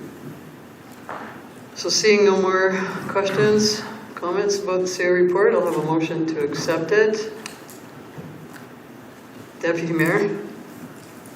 I move the council accept the CAO report as information. All right. I'll call the vote. All in favor? That's carried. All right. Now, directly across the 2023 budget, it says page 38. It's item 7, the budget. So I had a conversation about this because I was quite baffled. But now I know. Yes? I'm still a little bit baffled because it says here, interim operating budget, CRFP below, but I couldn't find it. I have it. Well, maybe it was added after the fact, because I could get this last week, right? Well, we're not at that yet, because that's item 7.3, and this is item 7.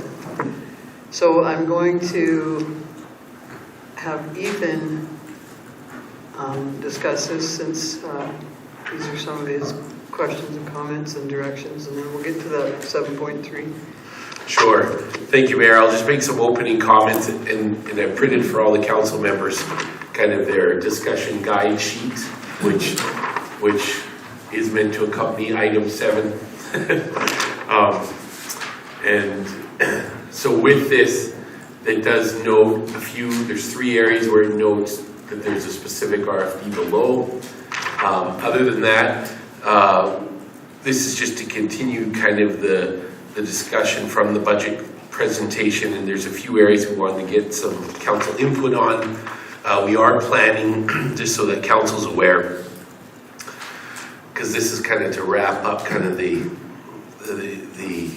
budget presentation, and then January 10th we're planning to bring everything back, the whole list again, as well as to start discussing with council kind of target areas that they'd like us to kind of shoot for, to try to with that list, and to show you some information with regards to how that impacts with our increased assessment, and how that impacts with regards to impacts on potential impacts for average tax impacts on residents, and then so council can start identifying kind of what target area they're wanting to try to hit, and with the whole list of things that they can use to try to hit that, and start making those decisions. So we're going to have start that process on January 10th, and so this is just meant to be kind of extended conversation about some specific issues that we want council kind of input on with regards to the draft budget.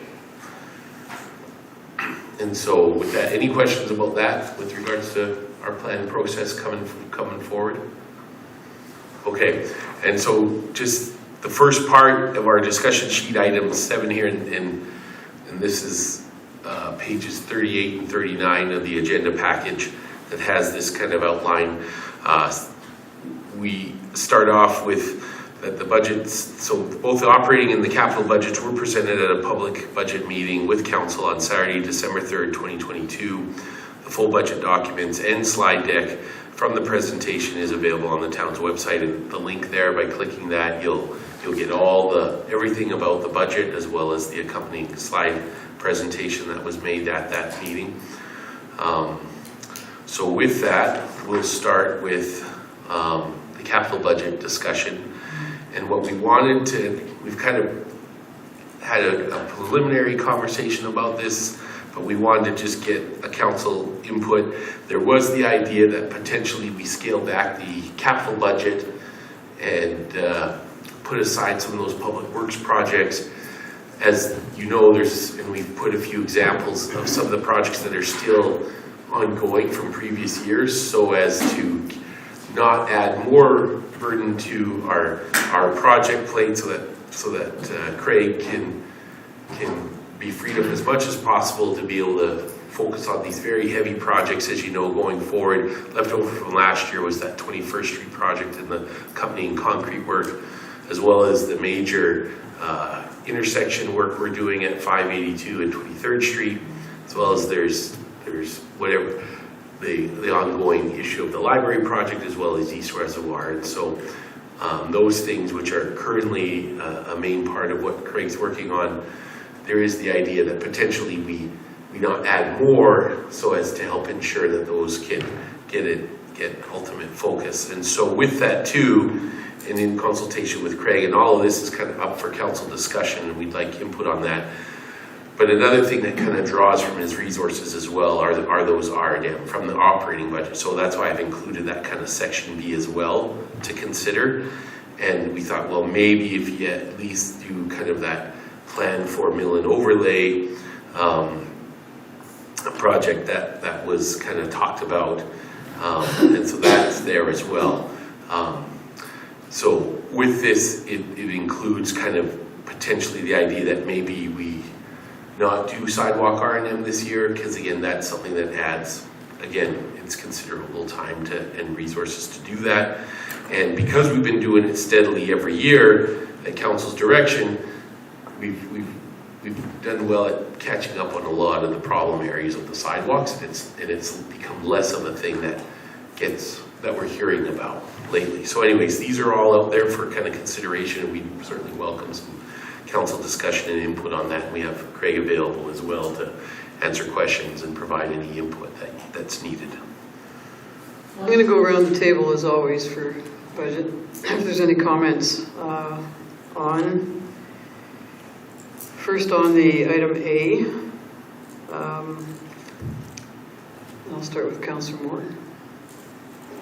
Yes, these things are going to be huge, especially the intersection at 582 and 23rd, and I would like Craig to be able to do everything that he needs to do with that. So absolutely, and all of these things need attention, and we've already approved them going ahead. So with that, can I just ask, so your comment, and then whether we look for some of the items that can be deferred from the proposed capital budget right now, and have administration bring that back. Those are just two questions. If you like this list that we focus on, because it's outstanding and it's a good opportunity to catch up on these important projects and finish them without adding more and more on that are big, like the Co-op Road. And then on the second part of that, would you, any particular projects you believe could be put off, or leave that to administration to bring back to the next meeting, would they believe? Do you want me to do B as well? Well, maybe B is more the R&M and the sidewalks, so we'll go to B next. But And you want me to just add, Mayor, with your pleasure, just to clarify, and that's a good question. We were specifically thinking of the projects themselves from Public Works, not the equipment and the trucks. Those don't take a lot of. We would still do those. Our proposal was to remove kind of the Co-op Road and the actual projects. Okay. So I guess just whether or not you agree with that would be fine. Yes. Administration's recommendation. Okay, Councillor Windsor. Thank you, Mayor Hunter. I am very much in favor of this concept of reducing the load. I think that there's some things on the current plan for the 2023 capital that obviously could be deferred, but I think there's also some questions that go along with it too. And that is that the Co-op Road, is that just a resurfacing and millworks, or is that underground and all the infrastructure underground as well? The 23rd Street main replacement, I think that we need to have a little bit more discussion about what these things are and whether or not they should be deferred or not as far as those projects are concerned. But I also think that one of the things that we really should have is we should have Fire Chief Rousseau come in and tell us why in the 2000, I think it was 8 report, it was identified that fire suppression on the east side of the railway tracks was insufficient. And if that is still the case and why it's the case, and if indeed it isn't the case anymore, then maybe we should be deferring the East Reservoir. That's another possibility, and I think that it would be valuable to have Fire Chief Rousseau come and talk to us about that. Well, first thing I'll let Craig answer your first 2 questions, and then I think the reservoir is another discussion among council. So go ahead, Craig. Thank you for the questions, and through the chair, so Co-op Road is all-inclusive. It's water, sanitary replacement, and a storm extension. So part of the problem with Co-op Road is it doesn't drain really well, which is what's caused the surface to fall apart. And then the infrastructure underneath is aged. So it kind of just, we're going to fix the surface and the drainage, we might as well fix the water pipes and the sanitary line because we break the surface to do them later. So that Co-op Road is a full meal deal. It's an extensive repair. Second question, I think, was 23rd Street sanitary replacement. So that project brought it forward because it is a full pipe sag. It does need to be addressed. On the other side, and the reason why we're okay with letting it go for another year is that it didn't happen overnight. It was a very slow process that got us to this point. Now that we're aware of it, we can maintain it for a year. Probably could maintain it for 2 years. It's just one of those projects that we know we need to do, so we'll keep coming back to it. But it could be deferred because we can still service it. We can go in there with flushers. It's expensive to operate a collection main like that, but it's doable. So that's kind of that one. The reservoir question, I don't know if the fire chief would be the right person to comment on the need for future infrastructure. I think what he'd be really good at commenting on is current situations, like when they come up to a hydrant here, there, and anywhere, what they've experienced. But we do, as an infrastructure department, we flow test all our hydrants. We keep those information and records and pressure drops and things of that nature. So we're very aware of the capacity that we have, and it is the same as it was. We did replace the pumps in the Butte lift station upgrades in 2018, which gave us the ability to deliver a sustained flow longer. We still don't have the volume on the flow amounts necessary to have multiple sustained fires.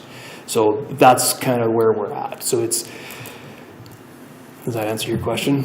I could explain it a different way if you want. So I guess the main point of the conversation is that do we want to let them catch up on let our administrative team catch up on outstanding projects?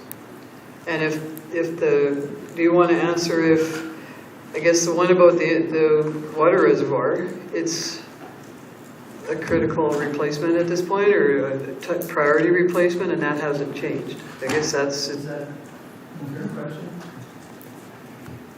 It's the need for the reservoir hasn't changed. All right. And so I said at the beginning that I support the concept. Thank you, Mayor. So we are looking to push Co-op Road and 23rd to 2024 capital budget. Is that what I'm understanding? I don't think I'm in favor of that. I'd like to get more road projects done this year because that's been the issue for the constituent, for the citizens. They've always said that they want to focus on road projects, so I think both of them should stay in the budget. Well, 23rd Street, are you talking about 23rd Street? No, I'm sorry, I messed up there. I meant to say, yeah, 23rd half, 24th half, the main Sanchez. Those two. Yeah.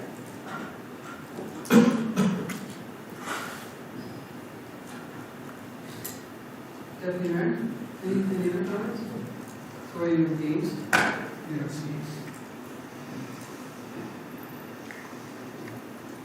Yeah, that's a tough question to answer, because if administration can't get to it, no matter how much I want it, it can't happen. So I think if we are pushing it, we have to have good explanation, because our commitment is to increase our road work, especially, or my commitment is. That's what I want to see. That's what I'm hearing people want out of us. So I have to agree with the concept, based on the fact that if they can't do the work, it's not going to get done no matter what I say. So I would definitely hope that the projects are strategically prioritized, and that they're gotten to as quickly as we possibly can, or that they possibly can. We don't do it. So you would support it or don't support it? I would support, I would have to support.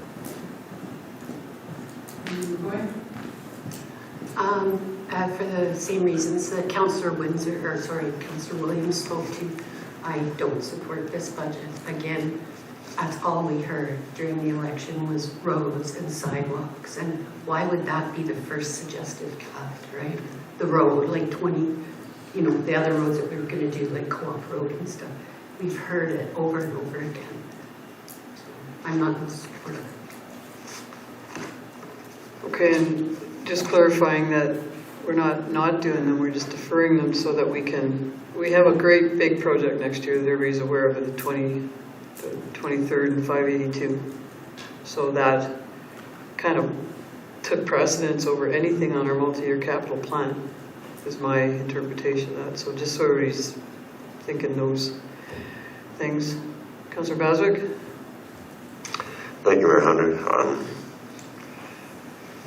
My approach on this type of thing is, as we heard from our consultant, anything more than 3 items is a list.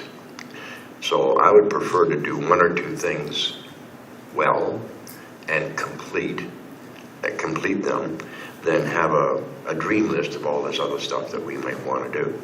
And I agree with my colleagues that we've heard roads, sidewalk, that's all we've been hearing.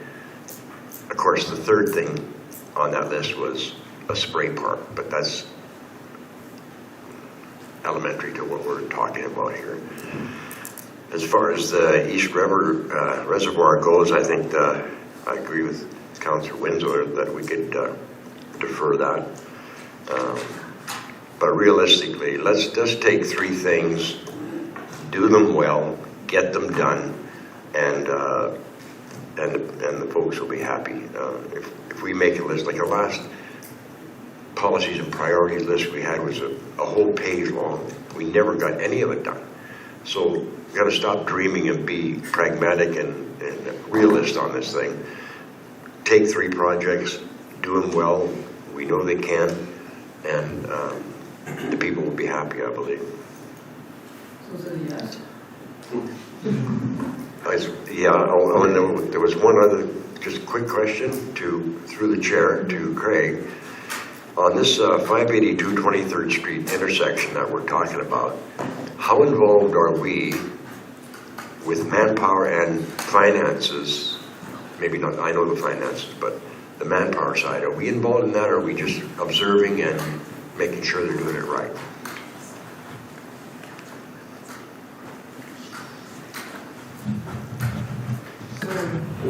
So the manpower, is coming from the AT as opposed to us. Yeah, so thank you for the question. So the way the project is orchestrated is AT is a silent funding partner. We are the administrators of the project, and we will build the project with as if it was one of our capital projects. So ISL is our partner for engineering. They will do the construction administration similar to what they did on 21st Street. And so from an execution perspective, we don't have much. So operations, let's say, like Public Works, won't be mobilizing equipment or having men doing any work. It's all administered through my office. Thank you. Thanks, Craig. We also have the Memorial Complex Road is outstanding. And are there any pathways? That's meant to be what one is there. The outstanding. Okay, so it just, yeah, but that's another project that we'll take up.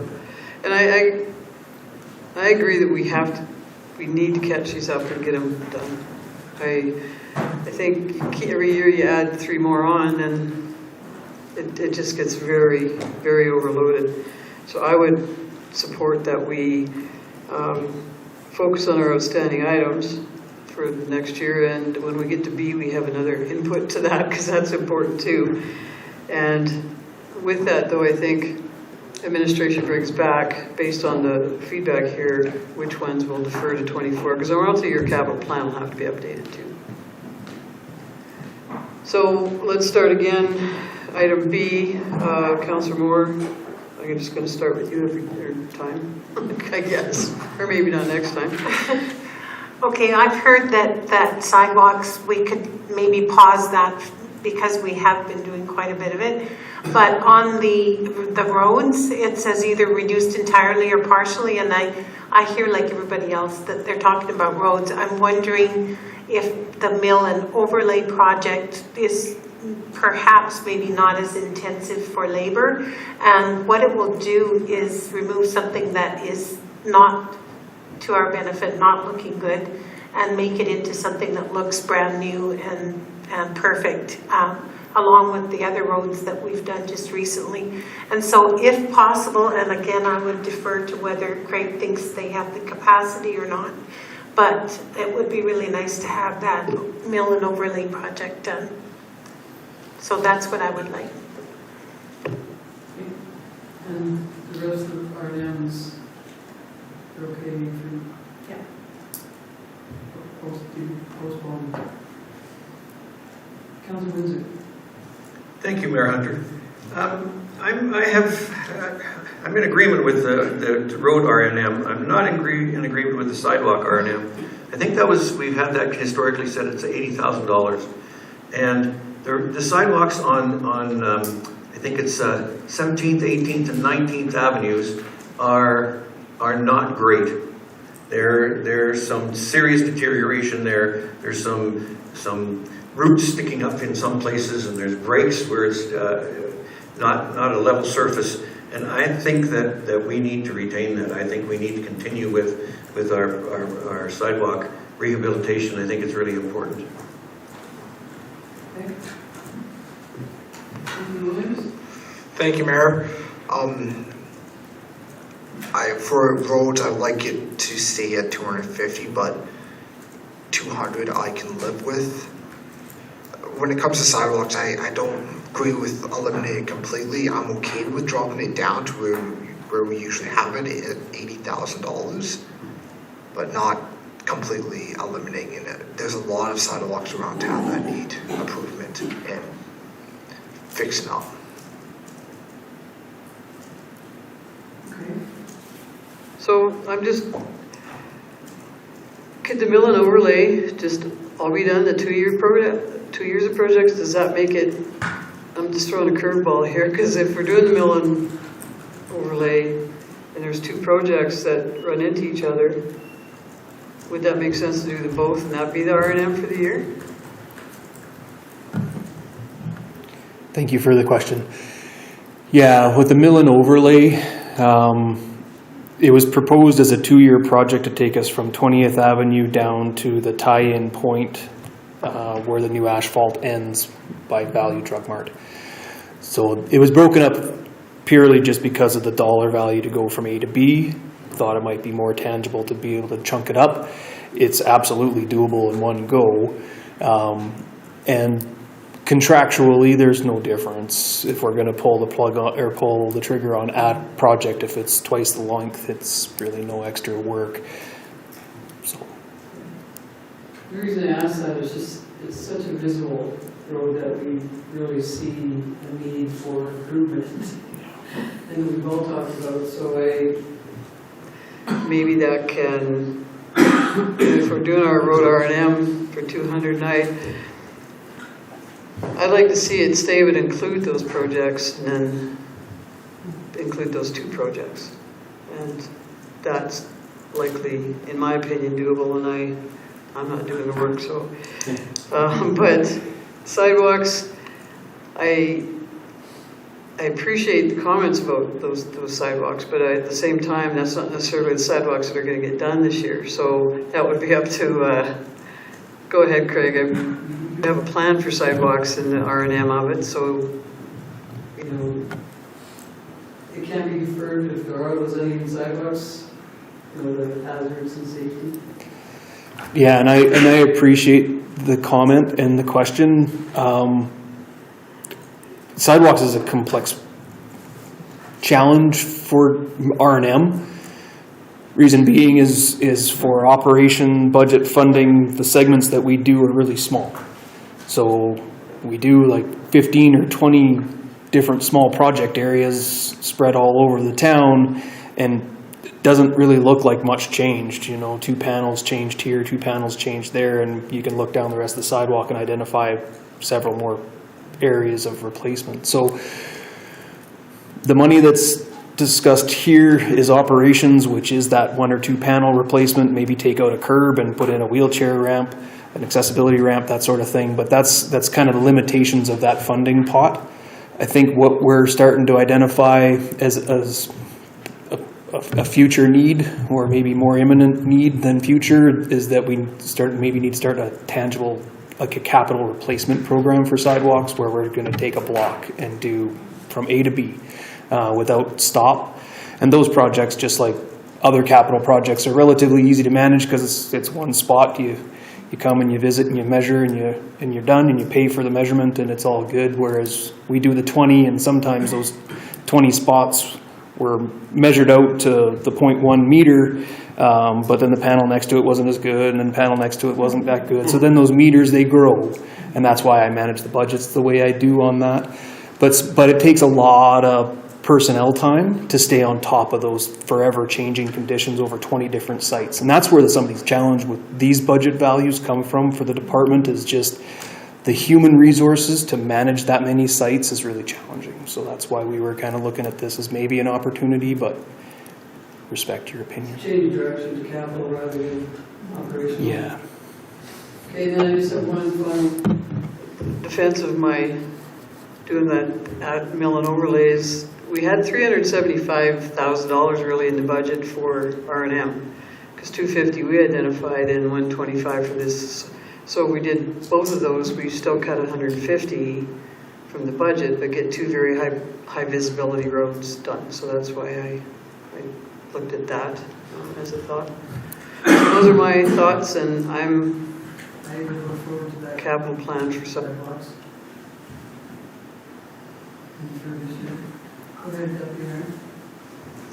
So I agree with Mayor Hunter on the mill and overlay. I would like to see both those roads done. If possible, I'd like to see a little R&M done as well. I don't want to stop on that. As far as sidewalks, maybe we keep the money in there and we refocus that 80,000 or 70,000, whatever it is, and we pick a section and we start that this year. It's done by a sub-trade. It reduces you doing 20 spots, so leave some money in there to do a section, so that we're still continuing on with that. Pardon? Yeah, I don't know what a block costs, but you know, I'm sure it's over $300.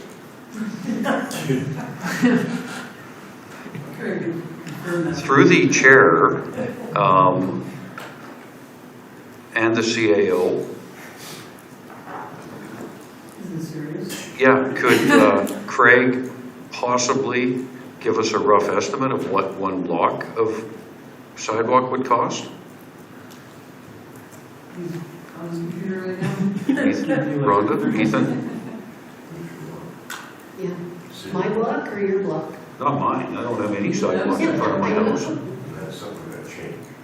No, not really. You should shovel the snow. You should shovel the snow across the street in the park. Whoever makes the motion gets the sidewalk. This is just a little casual time while Craig looks stuff up. Can you get some musical interludes? We can let you look that up. Just roughly, like, I don't know, in concrete, $5 a square foot? No, well, we do sidewalks by the linear meter. I'm just having a hard time finding one that, like, How much I'll have to a get meter? back to you. Yeah, maybe get back to We'll leave me. that That with question you. kind of put you on the spot. I Yeah. do apologize for that. We'll leave that through the with you. chair. Councillor, are you done? Councillor McCoy? I don't support this. I would like to see the roads and the sidewalks done. I understand again, I kind of agree with Deputy Mayor that doing the 20 projects must require a lot of your time unless Olds Concrete or whoever you hire you just say to them, you're doing this and go away, right? Which obviously you're not able to do. I'd rather see things like 2 brand new trucks cut or the 24-hour-a-day crews cut. Because if we're going to cut all these projects, why do we need all this extra staff?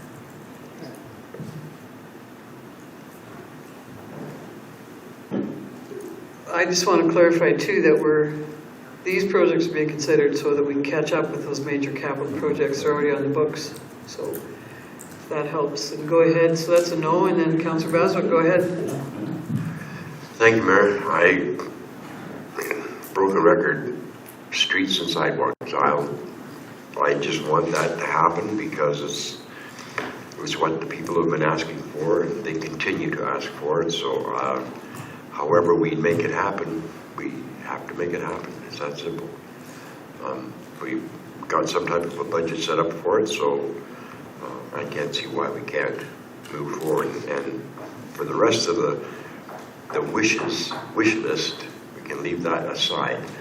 I'm sure people will appreciate if we left a couple of particular things into next year and concentrated on, or 24, and concentrated on streets and roads and sidewalks. It's very important.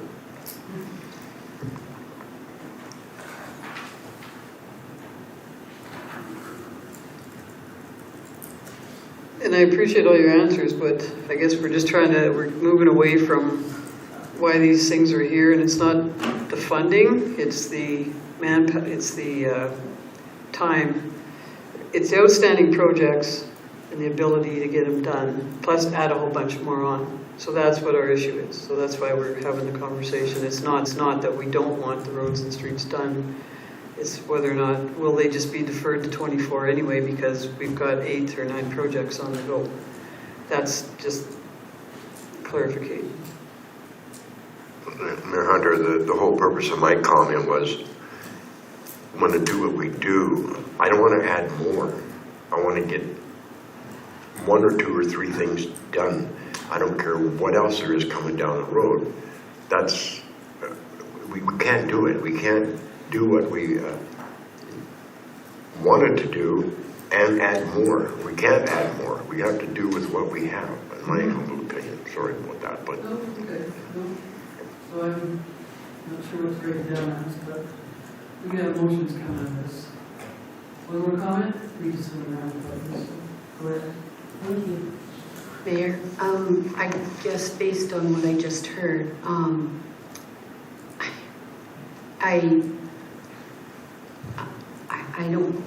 think I agree with, I understand why it has to be cut back, but I really believe that it's always been in there and it needs to stay. And the higher numbers is a reflection that we're focused on what the public told us we should focus on, which was infrastructure, roads, and pavement, right? Or concrete. So that's all I have to say. Thank you. Okay. So we'll have some motions, I guess, for direction to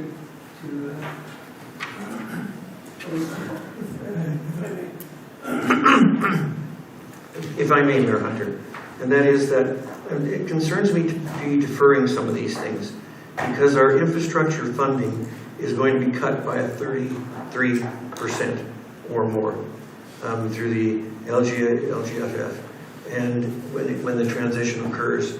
And the more we defer these things, the less we're going to be able to do in the future because we won't have the funding. And it's I think it should be a concern to all of us that infrastructure coverage in the future may be far more difficult in a timely manner, and it may have to be spread out over a far greater period of time. Okay, but these are, I guess, different debates, I think, you know, because we only have the funding, and even getting Co-op Road done, we're down to $280,000 in our MSI fund. So nothing is going to change that, and with reduced funding. So I don't know. Is yours about this thing? Is it about this item? I just want to reiterate what Councilor Winter said, and we have to keep in mind, a lot of these projects, the price is only going to go up with inflation right now. It's only going to cost more. But it's not the money I'm just trying to get this clear. We're not worried about the funding. I mean, maybe when we start the budget talks, but right now we're we're trying to set a direction for administration is to get everything cleaned up that's outstanding. Still have that money available for Co-op Road. R&M wasn't in our budget last year. We put it back in this year, and we've had it in previous years. So just those items might, and all of this discussion is not, it's to give a direction to council what to bring back, or to administration what to bring back at the January 10th meeting to show some numbers. We could just say leave everything as it is and have just wasted half an hour discussing it, but Councillor McCoy? Sorry, now I'm going to forget it again. We bought that paving machine with a bunch of the money from last year, correct? And is it just going to be parked for the year because you're taking away all the other repair and maintenance for roads? Through the chair, sorry. The asphalt repair machine doesn't do full blocks. It does potholes, but you can add to that. Yeah, and maybe I'll just back up a little. Just want to make sure that there's no confusion. So trucks and equipment, they're kind of separate from, they're funded through a reserve, and they don't affect taxes in the same way that operations budget line items do. Like the 250 for roadworks is a different pool of money and affects taxes, whereas the trucks and the equipment, we pre-plan the purchase of them several decades in advance, kind of idea. So that's kind of just so that's understand. And then the equipment side of things versus like operations and public works versus capital, and operations budgets like the R&M, the two R&M lines, the asphalt and the concrete. So capital and R&M projects, those are administered through me, supported by Public Works. But Public Works executes independently from all of that, all of the R&M for the town, painting, sweeping, crack filling, potholing. That activity will continue regardless of what we're talking about here. Yeah, and then it's the same with the staff. That would bolster that at the same time, I guess, would be kind of the best way to look at that. Thank you. No, and I'm not trying to stop questions. I'm trying to stay on topic is what I'm trying to do. So we're at these A and B items, and I'm just going to summarize this, what I heard, that the majority is in favor of A, to defer Co-op Road to 24. And when I hear roads, and we talked about the mill and overlay, that could be a motion to include that in the R&M, the both blocks. Council might also want to keep 250 in there, but we would have cut 100, well, even up to 175. But again, those two projects are more manageable than asking $375 worth. And that's what we're trying, just to get the projects done, cleaned up. 2024 to be a reset to start all the new projects. Our capital budgets are not affecting our taxes. Like, the money's there. So the motion will be to have administration pull out items from the 2023 capital budget that would just pile on to the capital projects. So we would count on administration to bring that back as to what capital projects they could manage with the ones they have. We could even list them if you want. Yes. In the motion. Yeah. Okay, that's fine. And then item B was mixed for sure. There's some yeses, some noes, some mill and overlays, some sidewalks. I'm going to have to take because the mill and overlay, Councillor Moore agreed with, Councillor Windsor, and you also like the sidewalks, but deferring to a capital project, that would be okay? Absolutely, yes. And then Councillor Williams, you were okay with the 200, which could include the 2 mill and overlays. And then continue with sidewalks, but has your mind changed because of the capital plan maybe for the sidewalks? And do full blocks instead of patching? Yeah, I can, yeah, with full blocks, I can. Okay. And I was in favor, Actually, yeah, I'm in favor of the normal overlay. in the And I capital. can come out with that, and get those two done, and full blocks. Okay. And then Councillor McCoy, I have no one, I have, you're staying with that, with those two?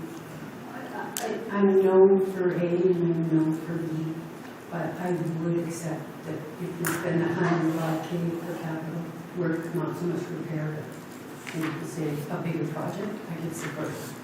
For the sidewalks? Okay, but not for the R&M? Okay. And Councillor Baswick, would you accept those 2 mill and overlay for the visible side roads and then sidewalks to turn to a capital? Yes, I want it all, I'm selfish. So, We all are. just as a point, Mayor, we're not even halfway through the agenda here. I know, and the operating budget will be less. Because the back page is the same. And then we move the RFPs. So those will be the 2 motions then. And we might as well finish this, let's just make go about the capital budget right now then.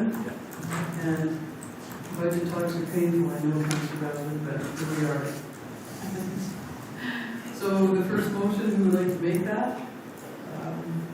To Remove, so it'd be to remove the Co-op Road project and the 23rd Street sanitary main replacement. Okay. Yes. I'd go forward with the 1 through 4 on the, yes. Focus on 1 through 4. I would think that. Okay, Councillor Moore? Take that. So is everybody clear on that then? Items 1 through 4 will be focused to get them done and get those priorities addressed. Sorry. Items 1 through 4 will be to get items 1 through 4 priority as addressed as priority and remove Co-op Road and 20th 3rd Street sanitary main. And the rest of the capital budget will stay as it is right now. Thank you, Mayor Hunter, but the overlay in B is going to include the 20th Street asphalt, so should it be removed from the capital as well? We're just doing A now, aren't we? Yeah. But if we're going to include both overlays in... But we're just removing the first 2. We haven't, because that's operational money. 20th Street asphalt, right? It's operational, so we get the operational, well, we get to this motion. Okay, everybody clear on that motion? Do you want to repeat it? Does everybody want to repeat it? Good. Prioritize items 1 through 4 to get them complete. And remove the co-op road and 23rd, 24th Street cemetery. Right. All right. I'll call a vote. All in favor? Opposed? It's carried. Okay, and then item B would be to complete both asphalt mill overlays. Do you have the number there? Or have next week's Well, number? it's 300, but how, Yeah. It'd be 300, yeah. you're asking how to. So what is, what's 175? 125%. So That's just the one block. Yeah, 125, but if you're doing both, what's the second one for next year? For 2024? Any downtown? Yes. Yeah, so the two projects were 175 and 125, Okay. but the other part to consider is Public Works needs some of that money to pay for crack fill and pothole material and stuff like that. So operations usually runs with about a $47,000 budget, and then that takes care of the general maintenance and then whatever else you add. So it would be the 300 plus. That's already in there. Yeah, that's all, that actually, Yeah. the amount that's being discussed is just this extra 250, so what I'm hearing then is a motion to increase that 250 up to 300 to do both mill and overlay projects, right? Yeah. Is that right? And to task administration with bringing that capital sidewalk plan back for 24. Correct? Okay, Deputy Mayor made that motion? Yep, through the chair, could you guys read that again? We're going to do the 20th Street asphalt mill and overlay. And Ethan, what's the second one? It's not in front of me. Oh, yeah, so to increase the extra roads R&M to 300 and to do both mill and overlays and to bring back the sidewalk capital plan. Is that what it's called? Or to work on Capital plan. a sidewalk, and to work on a sidewalk capital plan. But we're not increasing anything. We already had 375 there. Yeah. So I don't think we need the sidewalk capital plan in the motion because it's already being worked on. It'll be brought forward when it's done. All right. But we didn't increase it to 300. It was already 250 in there plus the 125. No, this 250 plus the 47 odd that already was set aside for potholes, crack filling, the stuff we do with the machine. That's not what's being discussed. Is whether you want that extra 250, and now it sounds like you want 300 to do both mill and overlay projects this year. Am I hearing that right? Well, I know, but there was 125 being on the capital coming from operating for the mill and overlay. And then there was 250 that council identified. So that's 375. Because we didn't include that mill and overlay in the R&M. That was separate because that was council's direction.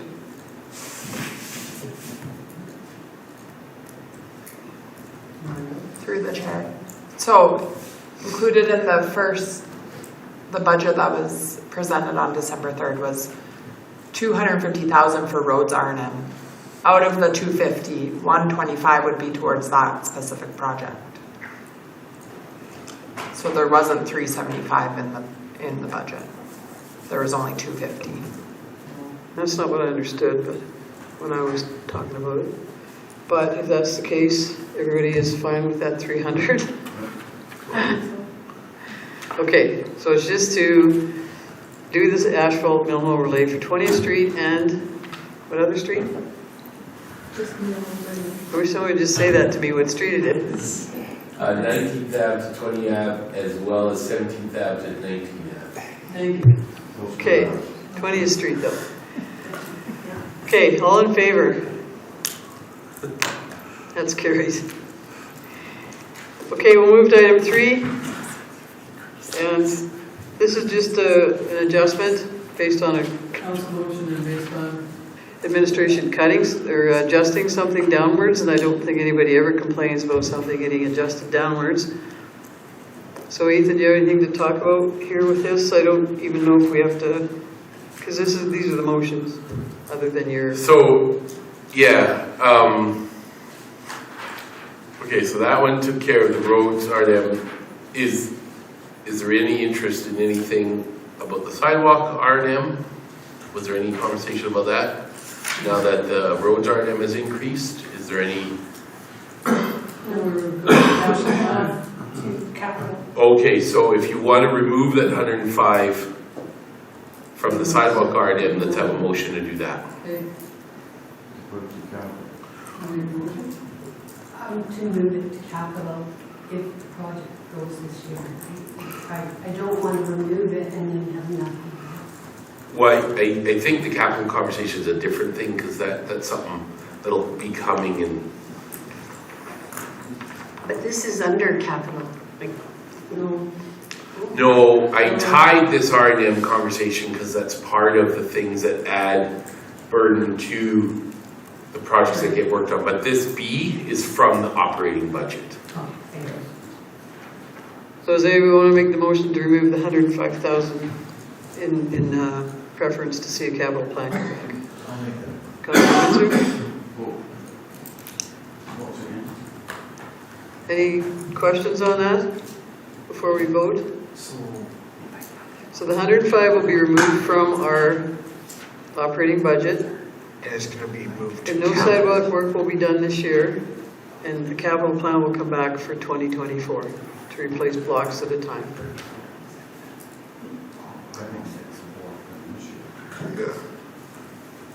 And that will provide some relief, since some of this other stuff has now been increased. So maybe that helps. You should ask that question, and if they have time, they can do the one block this year. Yeah, that I guess was my understanding, and maybe I misunderstood. I thought instead of doing 20 sections of 2, that we would be able to reduce the workload and just do 1 section. That's why I was looking for the price to see if that fit in the 105. But we don't know that cost. No, and I don't know when that's going to come back. You want to speak to that, Craig? Okay, and then Councilor Craig? Very furiously calculating in the back, but to do 180 meters of sidewalk, so this is the monolithic sidewalk and the roundy curb, it's $300 a meter with this year's budget numbers, or I guess bid numbers. So to do, let's say, because a couple of years ago I brought 22nd Avenue to council for a potential replacement, I think that 2 years ago. And so I just grabbed that one just for giggles, and it worked out to $54,000 based on the current rates. So if you escalate that, we could say probably reasonably $60,000 per block to replace sidewalk. Well, at least one block, but that was The way, that's what I was trying to explain, is that we remove doing the little sections, and we identify a block that needs to be done, and we do that block. And moving forward, we do blocks. Would you, Councillor Moore was going to speak? Yes, I was just going to ask, being that we're doing the 21st Street finishing and the concrete work, aren't we doing a block of concrete work there? And so there will be a block this year. So then we can go to the capital plan and plan for another one next year. And we've got our block.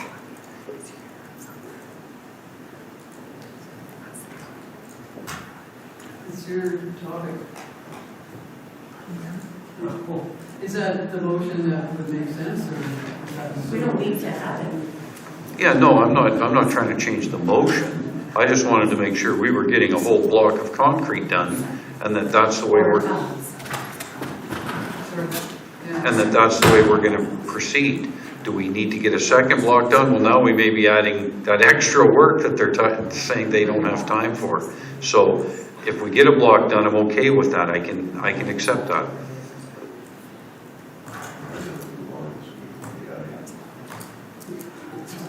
Councillor Bazic, these are decisions we have to make. So, Councillor McCoy? I won't support not budgeting for sidewalk repair and maintenance this year and using a trick kind Okay, of but underhand. there's a motion on the table, so you show that in your vote? When you could, yeah, you sure can. And I'm lost on the motion right now. So what was your motion? Motion was to remove the sidewalk from the operating budget of $105,000 in favor of a sidewalk plan, sidewalk capital plan. Go ahead, Ethan. And could I just recommend, just upon conferring, maybe a friendly amendment with regards to, we probably should keep a little bit in there because for those emergent things that come up, things that are very serious that need addressing, so that we have a little bit for the things that do come up from time to time that we need to respond to and take care of. Maybe say keep 25,000 in there. All right. So reduce it, if would you be willing to? Sure. 80,000 by 80,000, reduce it by 80,000. 25,000. And I'm just going to suggest to those that want that one block done, this isn't the final answer here tonight. So if we get to the capital and Craig feels after everything's said and done in the capital, he could suggest that we do one block somewhere. That these are talks and nothing is, we haven't passed a tax rate or a final budget, so. So you're going to... Thank you, Mayor Hunter. And the other thing about that is that we would have to have brought forward how that was going to be funded, whether it's through reserves or how that's going to be funded if we were to make that decision. So I think that, yeah. So the motion is to reduce the sidewalk R&M to $25,000 out of the operating budget. I'm going to call the vote. All in favor? Opposed? That's carried. Helps to fund the increase to the roads. Great. Thank you. So the operating budget, Ethan, anything to speak to this? Any motion that you just add these? Coming back? Thank you.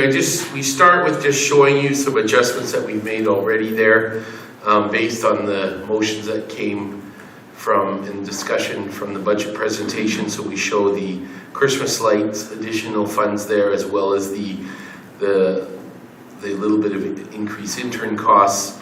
But then we also show, because the intern, what we've pulled is, because some of the things we'll have the intern do, which will help offset the kind of the need for it, so that CAO admin support. So we've pulled that out to help add to some savings in the budget, because we'll have the intern help with some things that will lessen that need. And so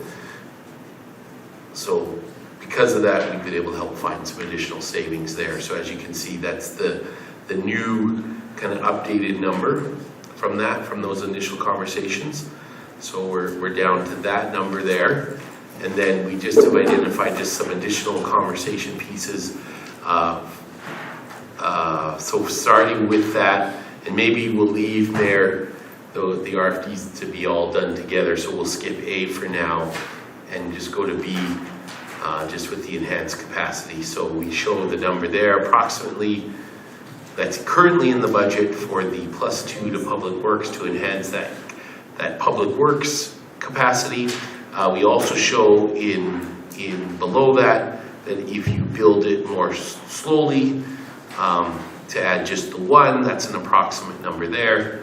And then of course another thing that we wanted to throw out there, and that's listed as 3 under Public Works enhanced capacity, is also in the budget. Since it was approved by motion last year, we continued that in, and we wanted to make sure council realized that that's also something there, is that the 2 summer students and the approximate amount there. And what that really helped was for that machine the pothole machine to run very steadily through the summer, because we had those summer students working and running that machine.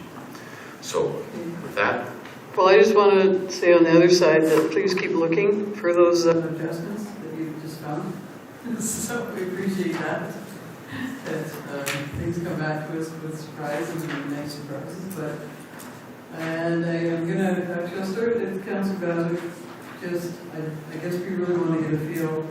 You want 2 new public works staff or 1, which is a difference of $95,000. Okay, Councilor McCoy? I don't have an opinion at this point. Okay. I'd like to continue to build capacity, and I'll stick with 1 as I always have. I would like to go to 2 in the future, but stick with 1 plus 2 summer students. Okay, yeah, I agree with some. I will echo Councillor Williams. Okay. Maybe echo? I'd like to see the 2 new public works staff. We've been very short in that area, and that's our priority. So that's what I'd like to do.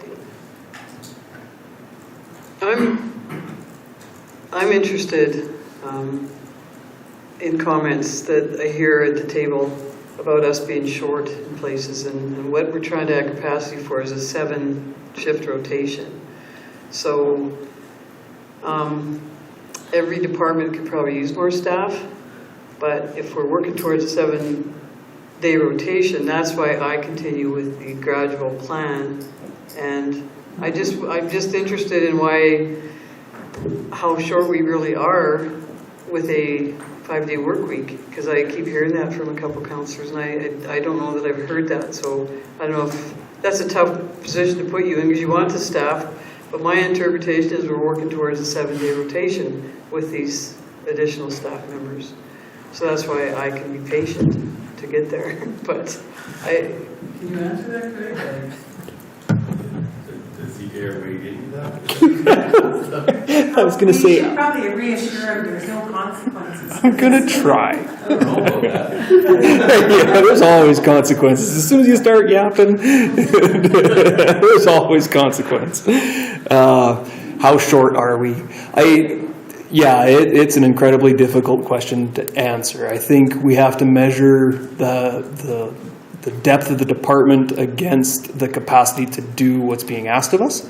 And I think that's what we see as the gap. We're being asked to provide a level of service of, let's say, this level, and we have the ability to be somewhere about here, just under that level, so we kind of work ourselves in a tizzy trying to get to what the level of expectation is. And that's what I see as the shortfall is the extras that I can see everybody's trying to give in order to reach the level of expectation. And so the additional people that we're looking for is to create more hours that we can be at service, but 2, it's also to create that redundancy within the department so that we're not so close to being not able to provide a service. Just we run really lean, and so that's how the shortness of the department. It's just how lean we are and how lack of redundancy that we have. So everybody knows what they're doing, but they all have very specific tasks, and so we don't do a lot of cross training. So that's what I notice as the shortfall in the department, is more of that ability to have fluidity over time, and that's, I guess, would be what I would classify as the shortness in the department. And then we are working towards a 7-day shift, or 7-day shift rotation. So is that true that understanding has always been to get to the 7-day rotation? I had that in there too, so that's why I'm just going to finish your question. Yeah, and the idea is to create more hours to do work, and to do that, the easiest way is to go to 7 days. So the two are tied together very closely, and I think that's why I'm having a hard time answering the question with just one part of the question. Yes, the idea is to go to 7 days, but it's to increase the number of hours that we can be of service, to reduce the stress that's on the department due to lack of redundancy. So there's kind of a bit of a whole picture there. But All right, thanks. you're welcome. Yeah, I didn't comment earlier. My comment on this is, I would too like to get to 2 employees, but I'd like to get to it this year. I think I saw tremendous results with the paving machine last year under some handicaps of having employees available. And one of the biggest complaints I heard out there was of potholes. And to me, spending this money, probably reducing a ton of overtime is a good investment in the service level. And I'm in favor of getting to the 7-day this year. So that's my... Okay, so we have a 3-3 right now. And we'd have to have a motion, I guess, to decide where we're at. Because I think we're all empathetic and all departments would like to top up, and for the very good reasons they have. So we need a motion to actually move whatever it is forward. Depending on the motion, we'll show our intent in the vote. Okay, I'll do that just so we can get to it. Yeah. So I will move that we enhance the capacity of Public Works by adding 2 more employees toward going to a 7-day. I know they can't do that right away. They have to train the people and get them all set up so they can do the other shift. So no, that's the rest of it is the motion. I said toward going to the 7-day. That's the end of the motion. In 2022, In 2023, yes. So 2023 is relative to the motion. So, okay, I will call the vote. All in favor? Opposed? So then I'll need another motion to go to just have one. So Councilman Coy will with that motion. That was defeated, and we make a motion to go to 1 at a cost of $95,000 in 2023. Still moving towards the 7 days. It doesn't include the 2 summers. And the 2 summers, with the 2 summers. Okay, so that'll be in the motion. All right, I'll vote then on. Can you read it back again, please? Yes. Do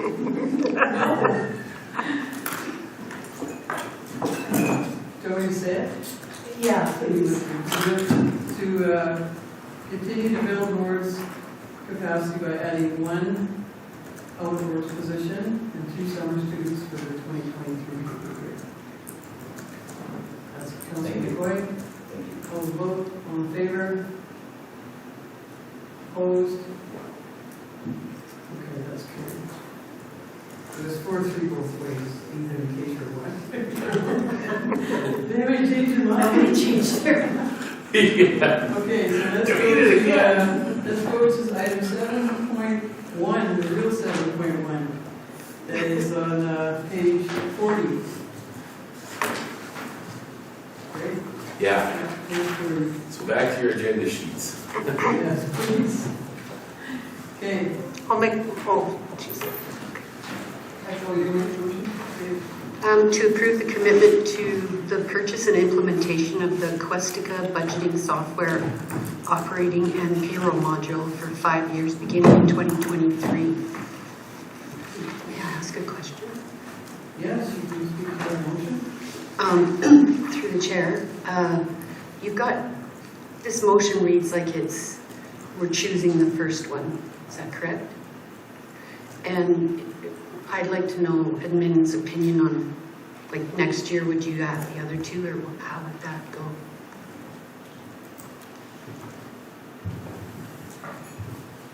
Through the chair.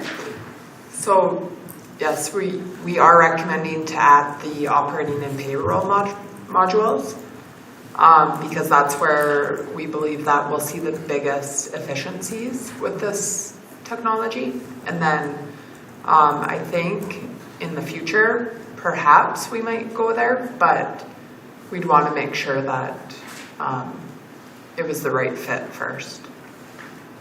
Explore it a little more. And that decision would come back to council as well. Okay. We have a motion. Any other questions? All vote, all in favor? It's carried.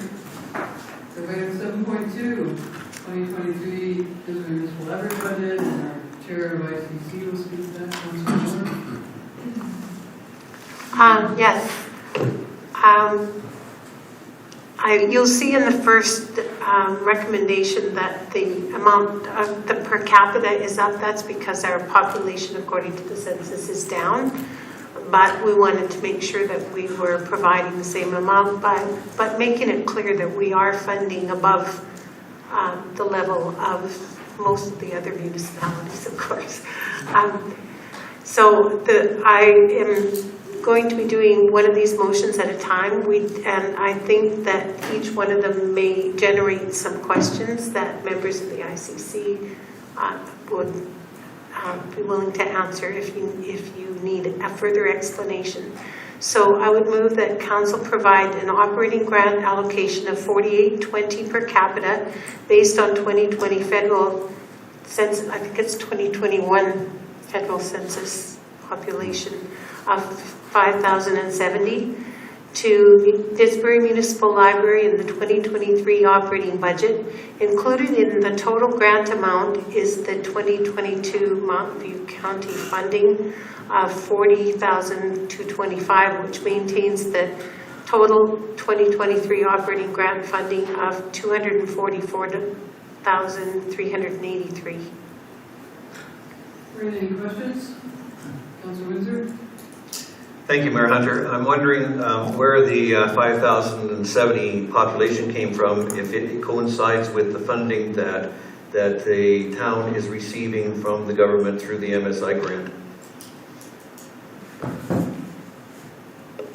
Go ahead, Amanda.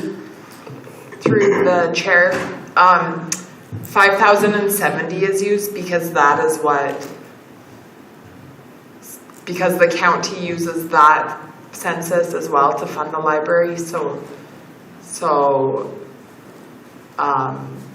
we're consistent with how the county is funding the library. Thank you, Mayor Hunter. So again, I'm going to ask if it's like, is the MSI funding the 5,280, the 2016 census, or is it the 5,070, the 2021 census from the MSI grant money that we're receiving this year? Through the chair, the MSI money, from my understanding, was just allocated in an amount that they were just continuing year to year, and it's not really based on anything now.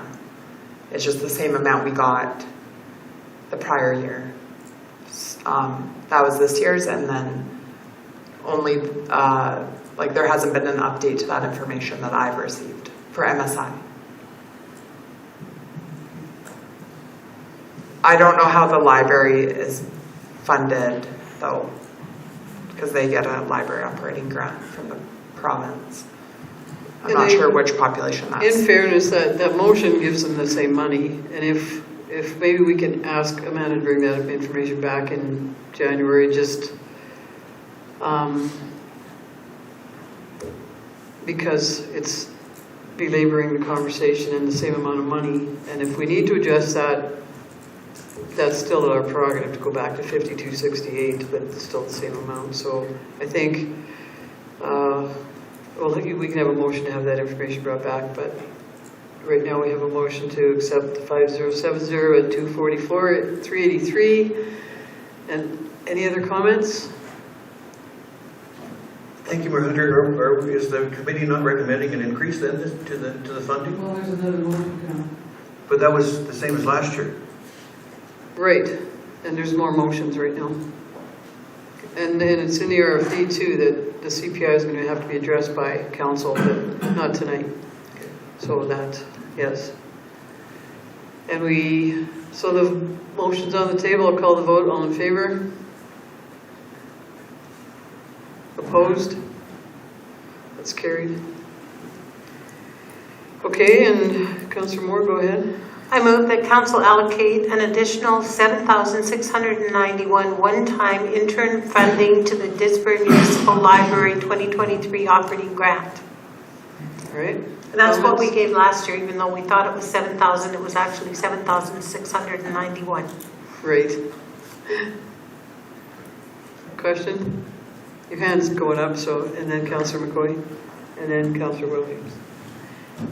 Thank you, Mayor Hunter. That's an oddball number. Like, where did that come from? My recollection of 2022's budget discussions is that there's a rounding error, but that was approximately a 3% increase to the year before. So then that came out. So the 7691 is what the increase is from 21 to 22's funding amount. Oh.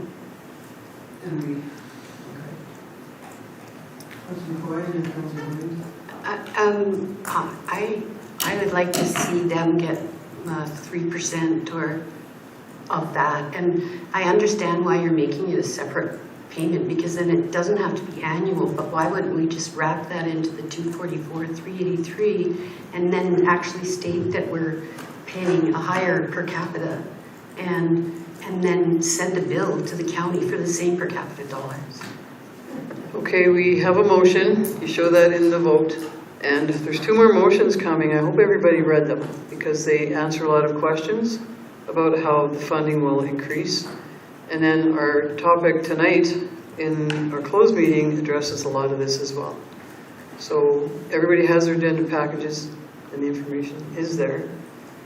So any other comments about this motion? Oh, sorry, you had a question. Go ahead. Thank you, Mayor. Through the chair, is this going through the community grant, or where is this money coming from? That's my question. Our operating budget. Okay. Yes. Maybe, well, they also got a nice grant from a photography company, which was nice. Well, that was nice. That was nice. So I'm going to call the vote on item 2. All in favor? That's carried. Carrying on.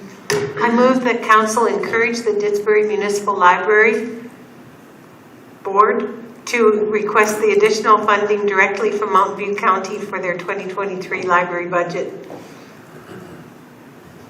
Yeah.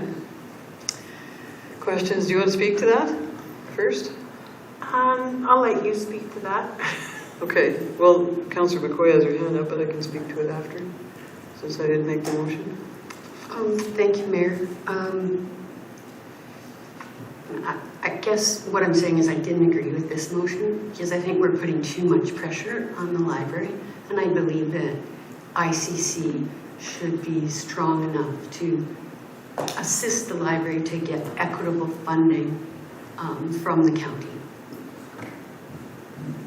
When ICC discussed this, we felt it would be, the library board would be much more successful in going to the county to ask for funding.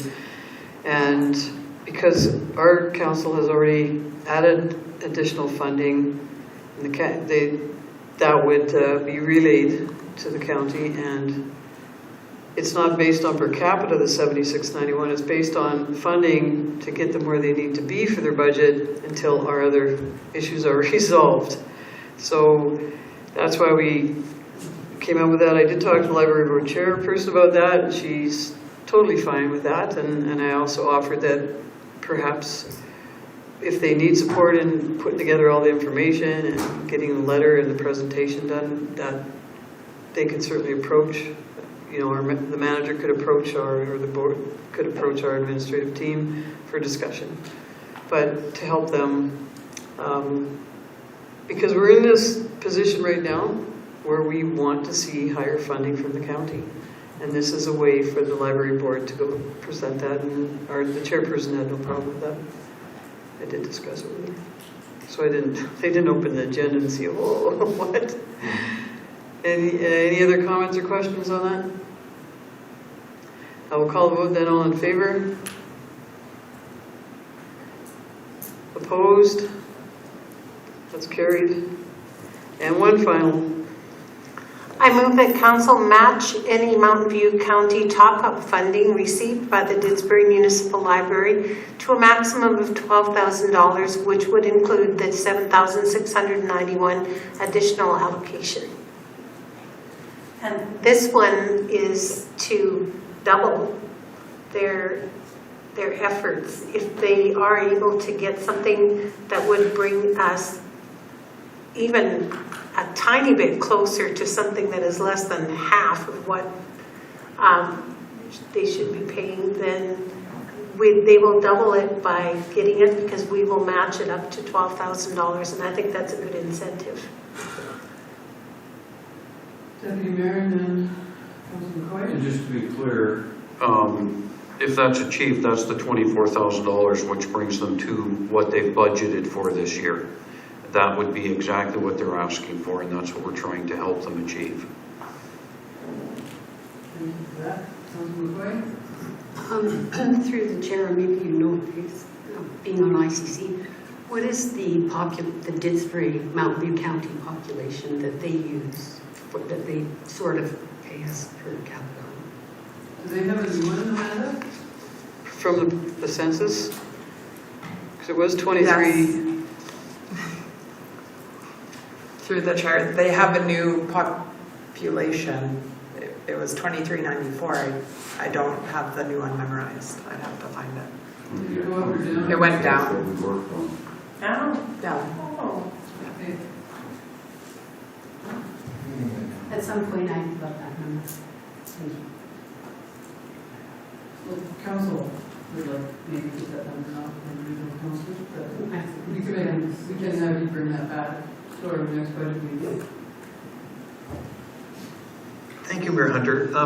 I appreciate this conceivably could bring the library to their budget needs for this year, but it still has to fall on the ICC to renegotiate the ICF to have the county funding appropriately or more equitably.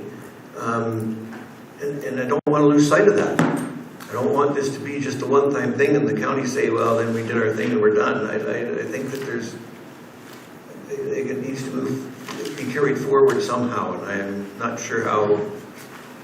Yeah. Thank you, Mayor Hunter. This is interim funding. ICC is making some recommendations tonight to council. So it is interim, so it's for this year, and if we need to do it next year, we'll do it next year, but we are trying to get to a point of equal per capita funding. So if that helps. Any other questions or comments? Call the vote. All in favor? Opposed? That's carried. Okay, we can move on to the 2023 interim operating budget. This shouldn't really take long. You want to make that, Councilor Williams? I'll make the motion. Thank you. Thank you, Mayor. I move to adopt the 2023 interim operating budget with revenues totaling $6,048,725 and expenditures totaling $6,048,725 as presented. Thank you. Questions? Go ahead. Friendly amendment that it's a 6-month interim budget? Can we do that? 6-month interim operating budget? Has to be for the year, doesn't it? Well, then you can't operate down on that for a year. Well, we have to have our budget approved by a certain date. It does say that this will cease to affect as soon as we approve the operating budget. Yeah. Do you want a friendly amendment? I'll take the friendly. I just don't know if is that legit? Yeah, I mean, There's not a lot of rules about your interim budget. The point is, they're just, we always have to be functioning within a budget, so Okay, that would be fine, and if for some reason we didn't have a budget by the end of June, we'd come and ask for a new interim budget, so. yes, okay. What's that goal? Okay, Councillor Williams took the friendly amendment. I will call the vote. All in favor? That's, are you voting? Did you vote? Oh, opposed? Okay, that's carried. Now we have bylaws and policies, what we all wait for every night. Item 8.1, responsible pet ownership, and Councillor Williams, the chair of the PGC, will speak to that. Thank you, Mayor. So the Policy and Governance Committee met on November 22nd and December 7th, and we indicated changes highlighted in red on noise, that is section 53 of the Responsible Pet Ownership Bylaw 2022-17. You want to speak? Is that what you want to say? Is that the motion okay? Make the motion, yeah. Thank you, Mayor. I move that Council grant a second reading to Responsible Pet Ownership Bylaw 2022-17. Any questions or comments, Councillor McCoy? During our meeting, we did talk about a slight change where if you're a first-time offender, pet owner offender, that you would be given the benefit of the doubt and get a warning without the neighbor having to do extensive recording of times. Because I think that is something to deter people. And if it's their first time complaining and only time they ever complain, we felt it was giving them better service, or they felt they were serviced. And so that I believe the staff were going to enact that. That's already our practice. We don't tend to lay heavy enforcement on the first time contact with someone. We always start with information and warnings, and we use the heavy stuff when those stop working. So. And so, second reading? Yeah? Just a comment, Mayor Hunter, and that is, I can't believe it takes, 14 pages to do a bylaw, and when we're trying to cut red tape. Just amazing. 24 pages. Sorry, 24 pages. Go ahead, Councillor Williams. Very fair comment, but this is actually a combine of 3 bylaws into one bylaw. So in that term, you would cut a red tape by cutting off 2 bylaws and creating one. And thank you, Mayor, through the chair. I'll also add, and I appreciate the comments because we certainly like succinct and to the point bylaws, and we don't like them to be this long, but this is one area when you're involving things that will end up in the legal system and in the courts. We got input from the local prosecutor in town that helped us with some of the things that he kind of suggested needs to be in here. So some of this red tape is because the legal system kind of requires it. So. And I want to just get my jab in. It's our court system again that creates these red tape filled issues and policies. So just like the catch and release, but that's not even on topic of animals. It could be, animals might be caught and released. Okay, I wasn't talking about you though, but okay. So we have second reading. I'll call the vote. All in favor? That's carried. Thank you, Mayor. I move that Council grant third and final reading to Responsible Pet Ownership Bylaw 2022-17. Any other comments? Call the vote. All in favor? That's carried. Thank you. And final motion? Councillor Williams? That was, that was just in case. That was in case. Okay. Didn't want to do 30 minutes. I didn't even, I just saw the or and I carried on. So thank you for that, Councillor Williams, and your presentation. And now I'll get my 24 pages out of the way. And we'll move on to corporate services rate and fee bylaws, and that's SPC, I believe. Councillor McCoy is the chair of that committee. Through the chair, I could ask Amanda to please present the rationale behind this. Do you have another committee member that might want to? Would you like to, Mayor? I wouldn't am not on the committee. One of the other two committee members, they can both speak to it if they like. Yeah, oh, for sure. Thank you, Mayor. So this was past second reading and nothing has changed from second reading to third reading. It was just because in the last meeting we voted on sending it back to the committee before we realized we didn't actually have to send it back to the committee. So nothing has changed with regard to the service rates and fees bylaw.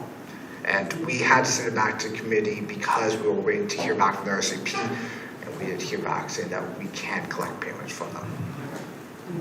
That's it. Okay, and we like to add extra agenda items. Councillor Weathers, right? Amanda has something to say. Her arm is very high.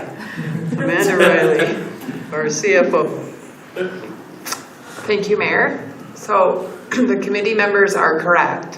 What we discussed about at the meeting, nothing had changed. However, I'm surprising them, so I apologize. But since that meeting, I reached out to our point of sale merchant services, and they cannot actually enact the surcharge that we wanted to enact at this point. So we'll continue, administration is going to continue to look into that. But at this point, I would recommend striking that from the bylaw because we can't actually enact it. And that is the change from, we would bring that back. That's not about the RCP. No, Right. it would be on all services. Okay. Councillor Windsor?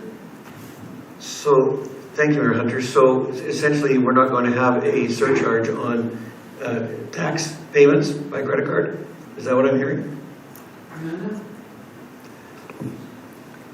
At this point, it's advisable, you cannot actually have a surcharge just on a certain type of revenue. So, or you can't, you can't have it over, it has a cap on it. So we were getting around that by having an administrative fee.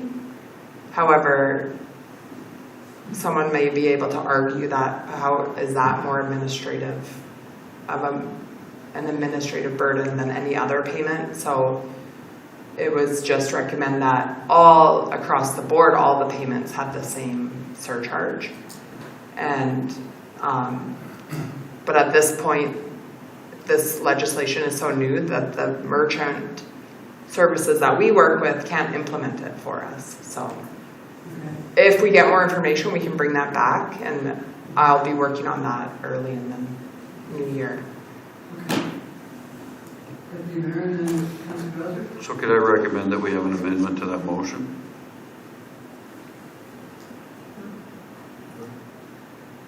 I didn't make the motion, but I'll agree to that. It is as it is in here. Right. Is it struck from in there? It is. In the, Oh, okay, yeah. then we don't need an I amendment. guess I'll that was- amend my request for an amendment. I can make the motion. John? Nobody made the motion yet, yeah, we just spoke to it, so Councillor Bowser has a question. I'm trying to understand this in all fairness. So I'm going to pay a bill for the town, and you're going to charge me for the privilege of paying you. I don't get that. What's this surcharge about? I don't follow that logic. Help me out. Go ahead. Through the chair, so actually that surcharge is being removed from here completely. So if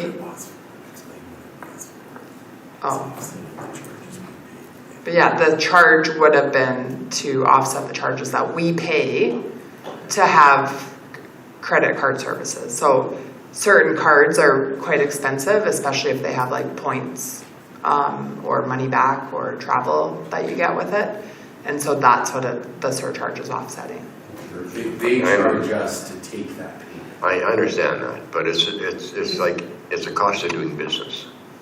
But it's being struck. So It's we're not doing that now. If it's over, I'm fine with that. Councilor McCoy. Just a question. Is there, is there a way that you could just say for those large things like taxes, that we wouldn't accept payments other than cash and check? Yeah. That would be up to your committee to discuss that. So, we're opening a whole new ball of can of worms. Or do you want to send it back to the committee again? It might not be available. Well, I don't know. Because this newest change is like change. Councilor I think we can send that topic, it's just on the schedule, it's not part of the rates bylaw. Rates, it's only a rate that eventually we could do. So let's do the third and final reading, because it is the way it is. If you don't mind, I'll make that motion. Okay. So I move that council grant third and final reading to corporate services rates and fees bylaw 2022-18, and then we can talk about the other one. All right, any other comments? Call the vote, all in favor? That's carried. Another motion? Yes, that when information comes regarding what we will do about the fees that we're charged by credit card companies, that it comes back to the committee.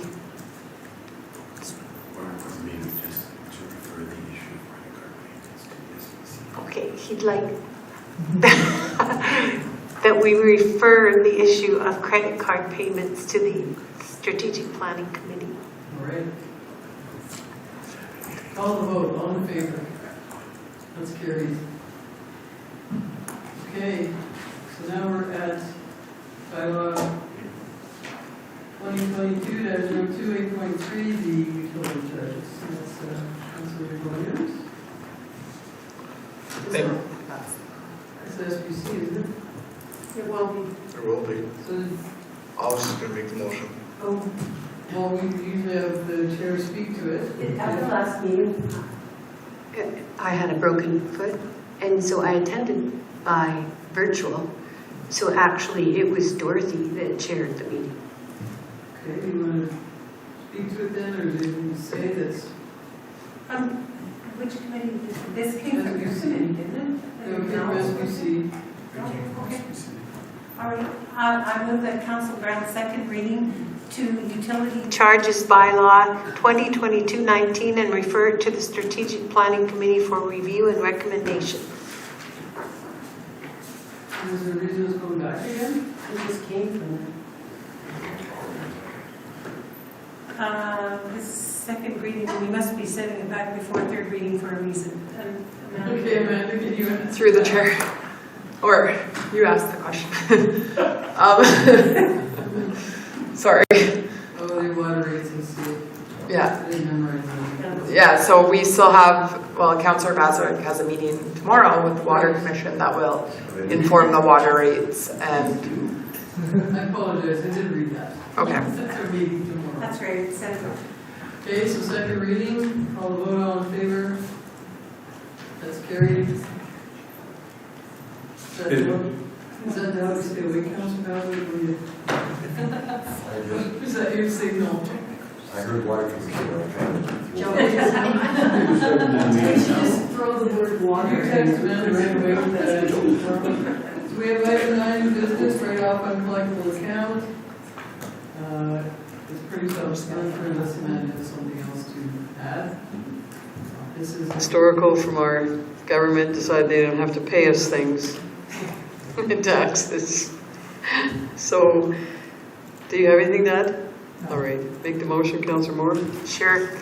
I move that council authorize the write-off of the outstanding tax receivable balance for roll number 1398000, totaling $5,937.90. Right. Any questions or comments? Call the vote. All in favor? That's carried. We have item 9.2, water loss investigation update. Councillor Williams? Thank you, Mayor. I move that council accept the water loss reduction investigation update as information. Okay, does anybody have any questions about this? Thank you for the ongoing work on this. I think every municipality certainly has this as a priority, and thanks for making it one of ours. I'll call the vote. All in favor? That's carried. We have item 9.3, recycling survey for Mount View Regional Waste Commission, Management Commission. Or we could have Councillor McCoy make that since it's her committee. But we actually don't have a motion. Yes, we do, but then we have discussion. I thought we might want to discuss it first. So do you want the motion now, or would you like it later? Well, I think we have to decide what direction we want to go before we can make the motion. Approve the participation in the recycling survey as discussed, but we want the outcome of this to send an answer back. So I'd like the two Waste Commission experts, our member and then our past expert, maybe they can have a little bit of input on this. And then Ethan, you'll defer to Councillor Windsor, or do you want to go first? I'll defer to him for the longer history, and I'll update you on the most recent history. Okay. We don't want a really long history, though. I'll try not to shoot very much. I'll try to condense this as much as I can, okay? I want it, first and foremost, it's most important that you understand this is not the blue bin program. This is recycle centers, and the recycle centers are in places around the county like Midway and Eagle Hill and Water Valley, two of them in Olds. They're the centers where people take their recyclables and put in bins to be transported to wherever. Supposedly recycling, but it's not going to recycling. That essentially what's happening is we're paying 52% of our service fee to the Water Commission, or was it Waste Commission, to transport these recyclables to a landfill somewhere. And in some cases, it's going directly to our landfill. So it's a burden that the Commission is looking at changing the membership. Well, it's not exactly membership agreement, but either carrying on limiting or eliminating this service to the member municipalities. Essentially, we're paying a huge amount of money to have recyclables taken to a landfill for transportation costs. That's it. And they're not being recycled. It's a feel-good program, but it's not accomplishing what it's supposed to be doing. I'm going to ask you what your opinion is on the options. I would close. Okay. I would cease doing this. Okay, and then Councillor McCoy. I'll just add a little bit. There's the three choices, and no one so far has done the maintain current service. Everyone except for the county and us, because we voted, has gone for the close all recycling sites, and the county went for regional recycling sites.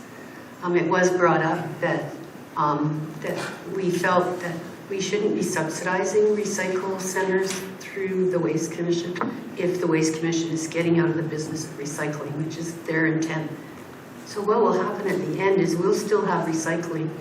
However, there's a whole bunch of money that we could save by just doing away with it until the federal government comes up with a solution of what you're going to do with the recycling. Mm-hmm. And what would your suggestion be then? It would be to close all recycling sites. Yeah. Okay, Deputy Mayor. What are we going to do with the recycling? Just put it in the landfill?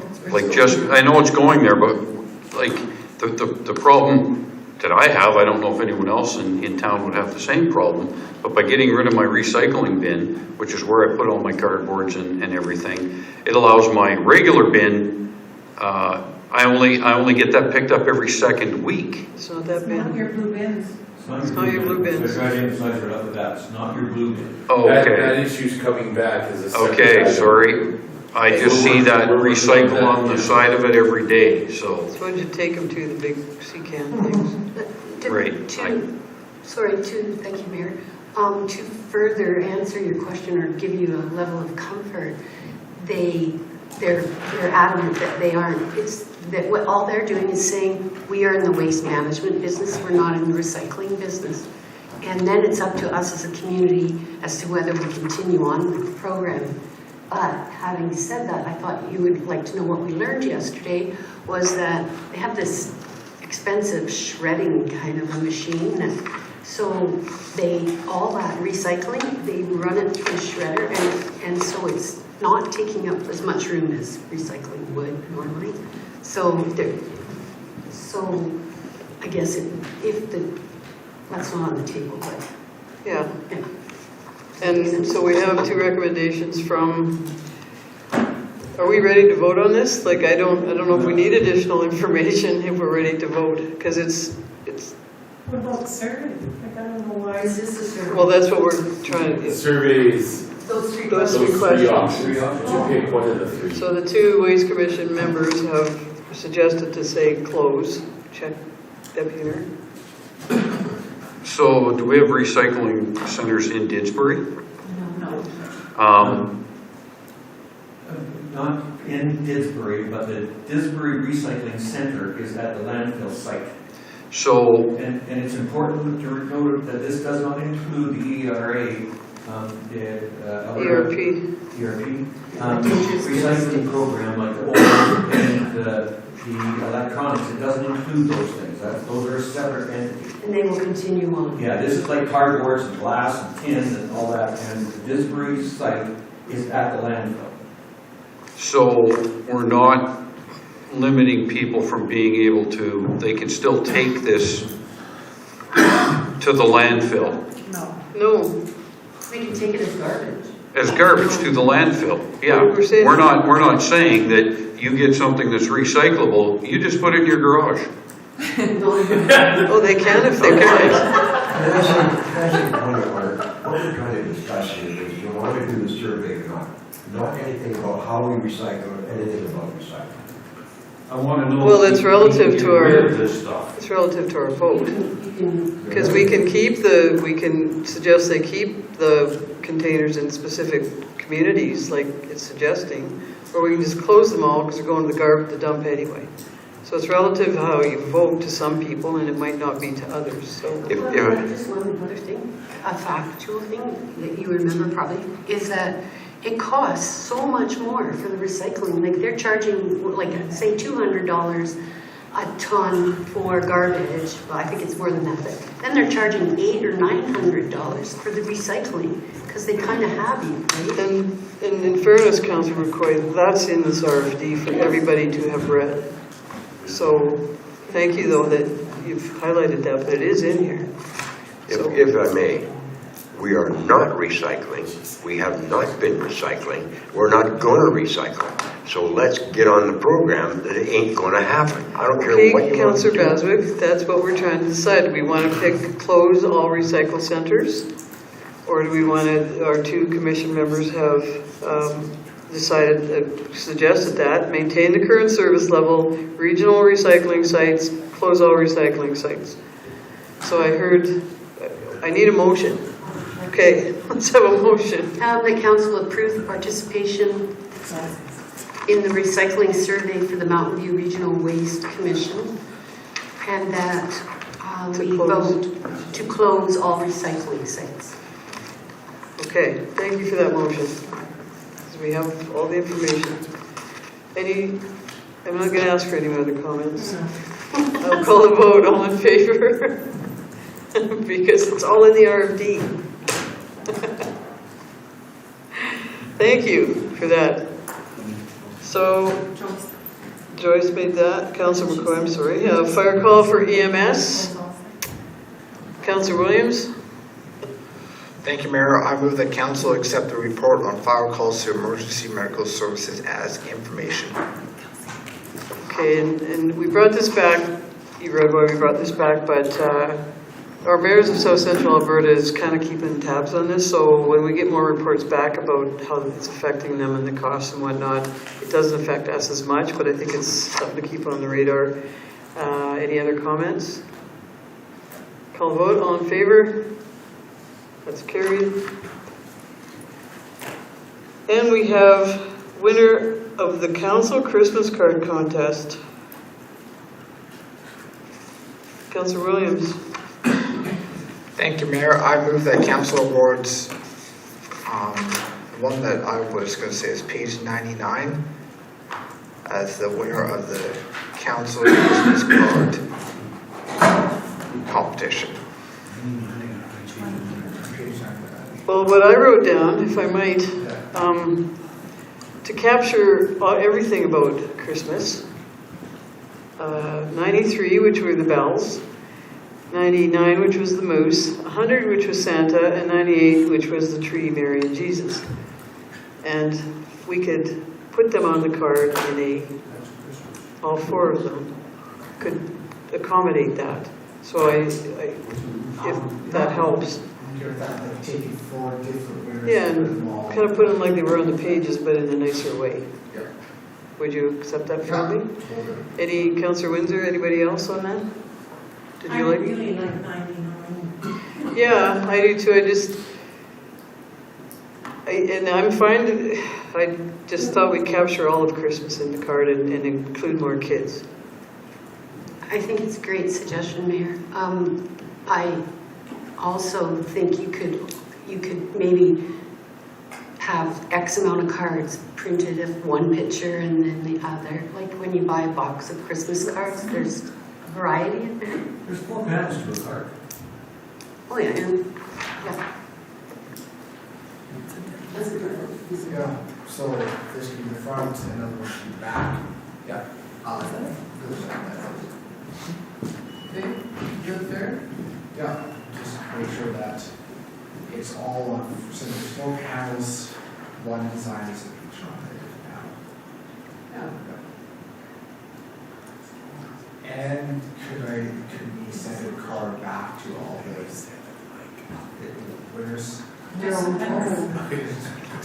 Well, I think part of that too is we recognize the kids, and I'd like to have them here in January, even though our card's going out sooner. Give them a shout out on our website, plus they won something. And you have something to add to that? Well, if it helps, Communications just told me that they plan to make a collage on the website out of all the cards and do a bit of a showcase of them, so that they'll all be kind of recognized. It's a great idea and a great card, and we have a motion for 93, 99, 98, 100. Okay. Do you have a question? No, voting. Okay, and acknowledgement of the kids, we'll certainly look after that in the proper way. Did you get that? Sort that out. Okay, that's not the motion, that will just be correct. We're very decisive. Call the vote, all in favor? That's carried. And thanks so much to all the kids that submitted those entries. They're really special artists. So we have correspondence and information. Councillor Williams. Thank you, Mayor. I move that council accept the correspondence items presented as information. All right. And I just want to say that we can't be satisfied with that answer about victim services, but I think that's another topic down the road. So I will call the vote on the correspondence and information. All in favor? That's carried. And council meeting highlights, I think we'll defer those because we're getting late. I'm sure we can come up with something that's impressive. I did want to say, though, that hospital drawing and shovels in the ground, we're very excited about that coming up. And I forgot to mention in the CA report, so I mention it now.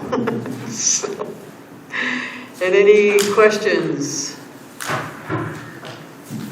Okay, so I will have a motion to adjourn to close meeting for items 13.1 and 13.2.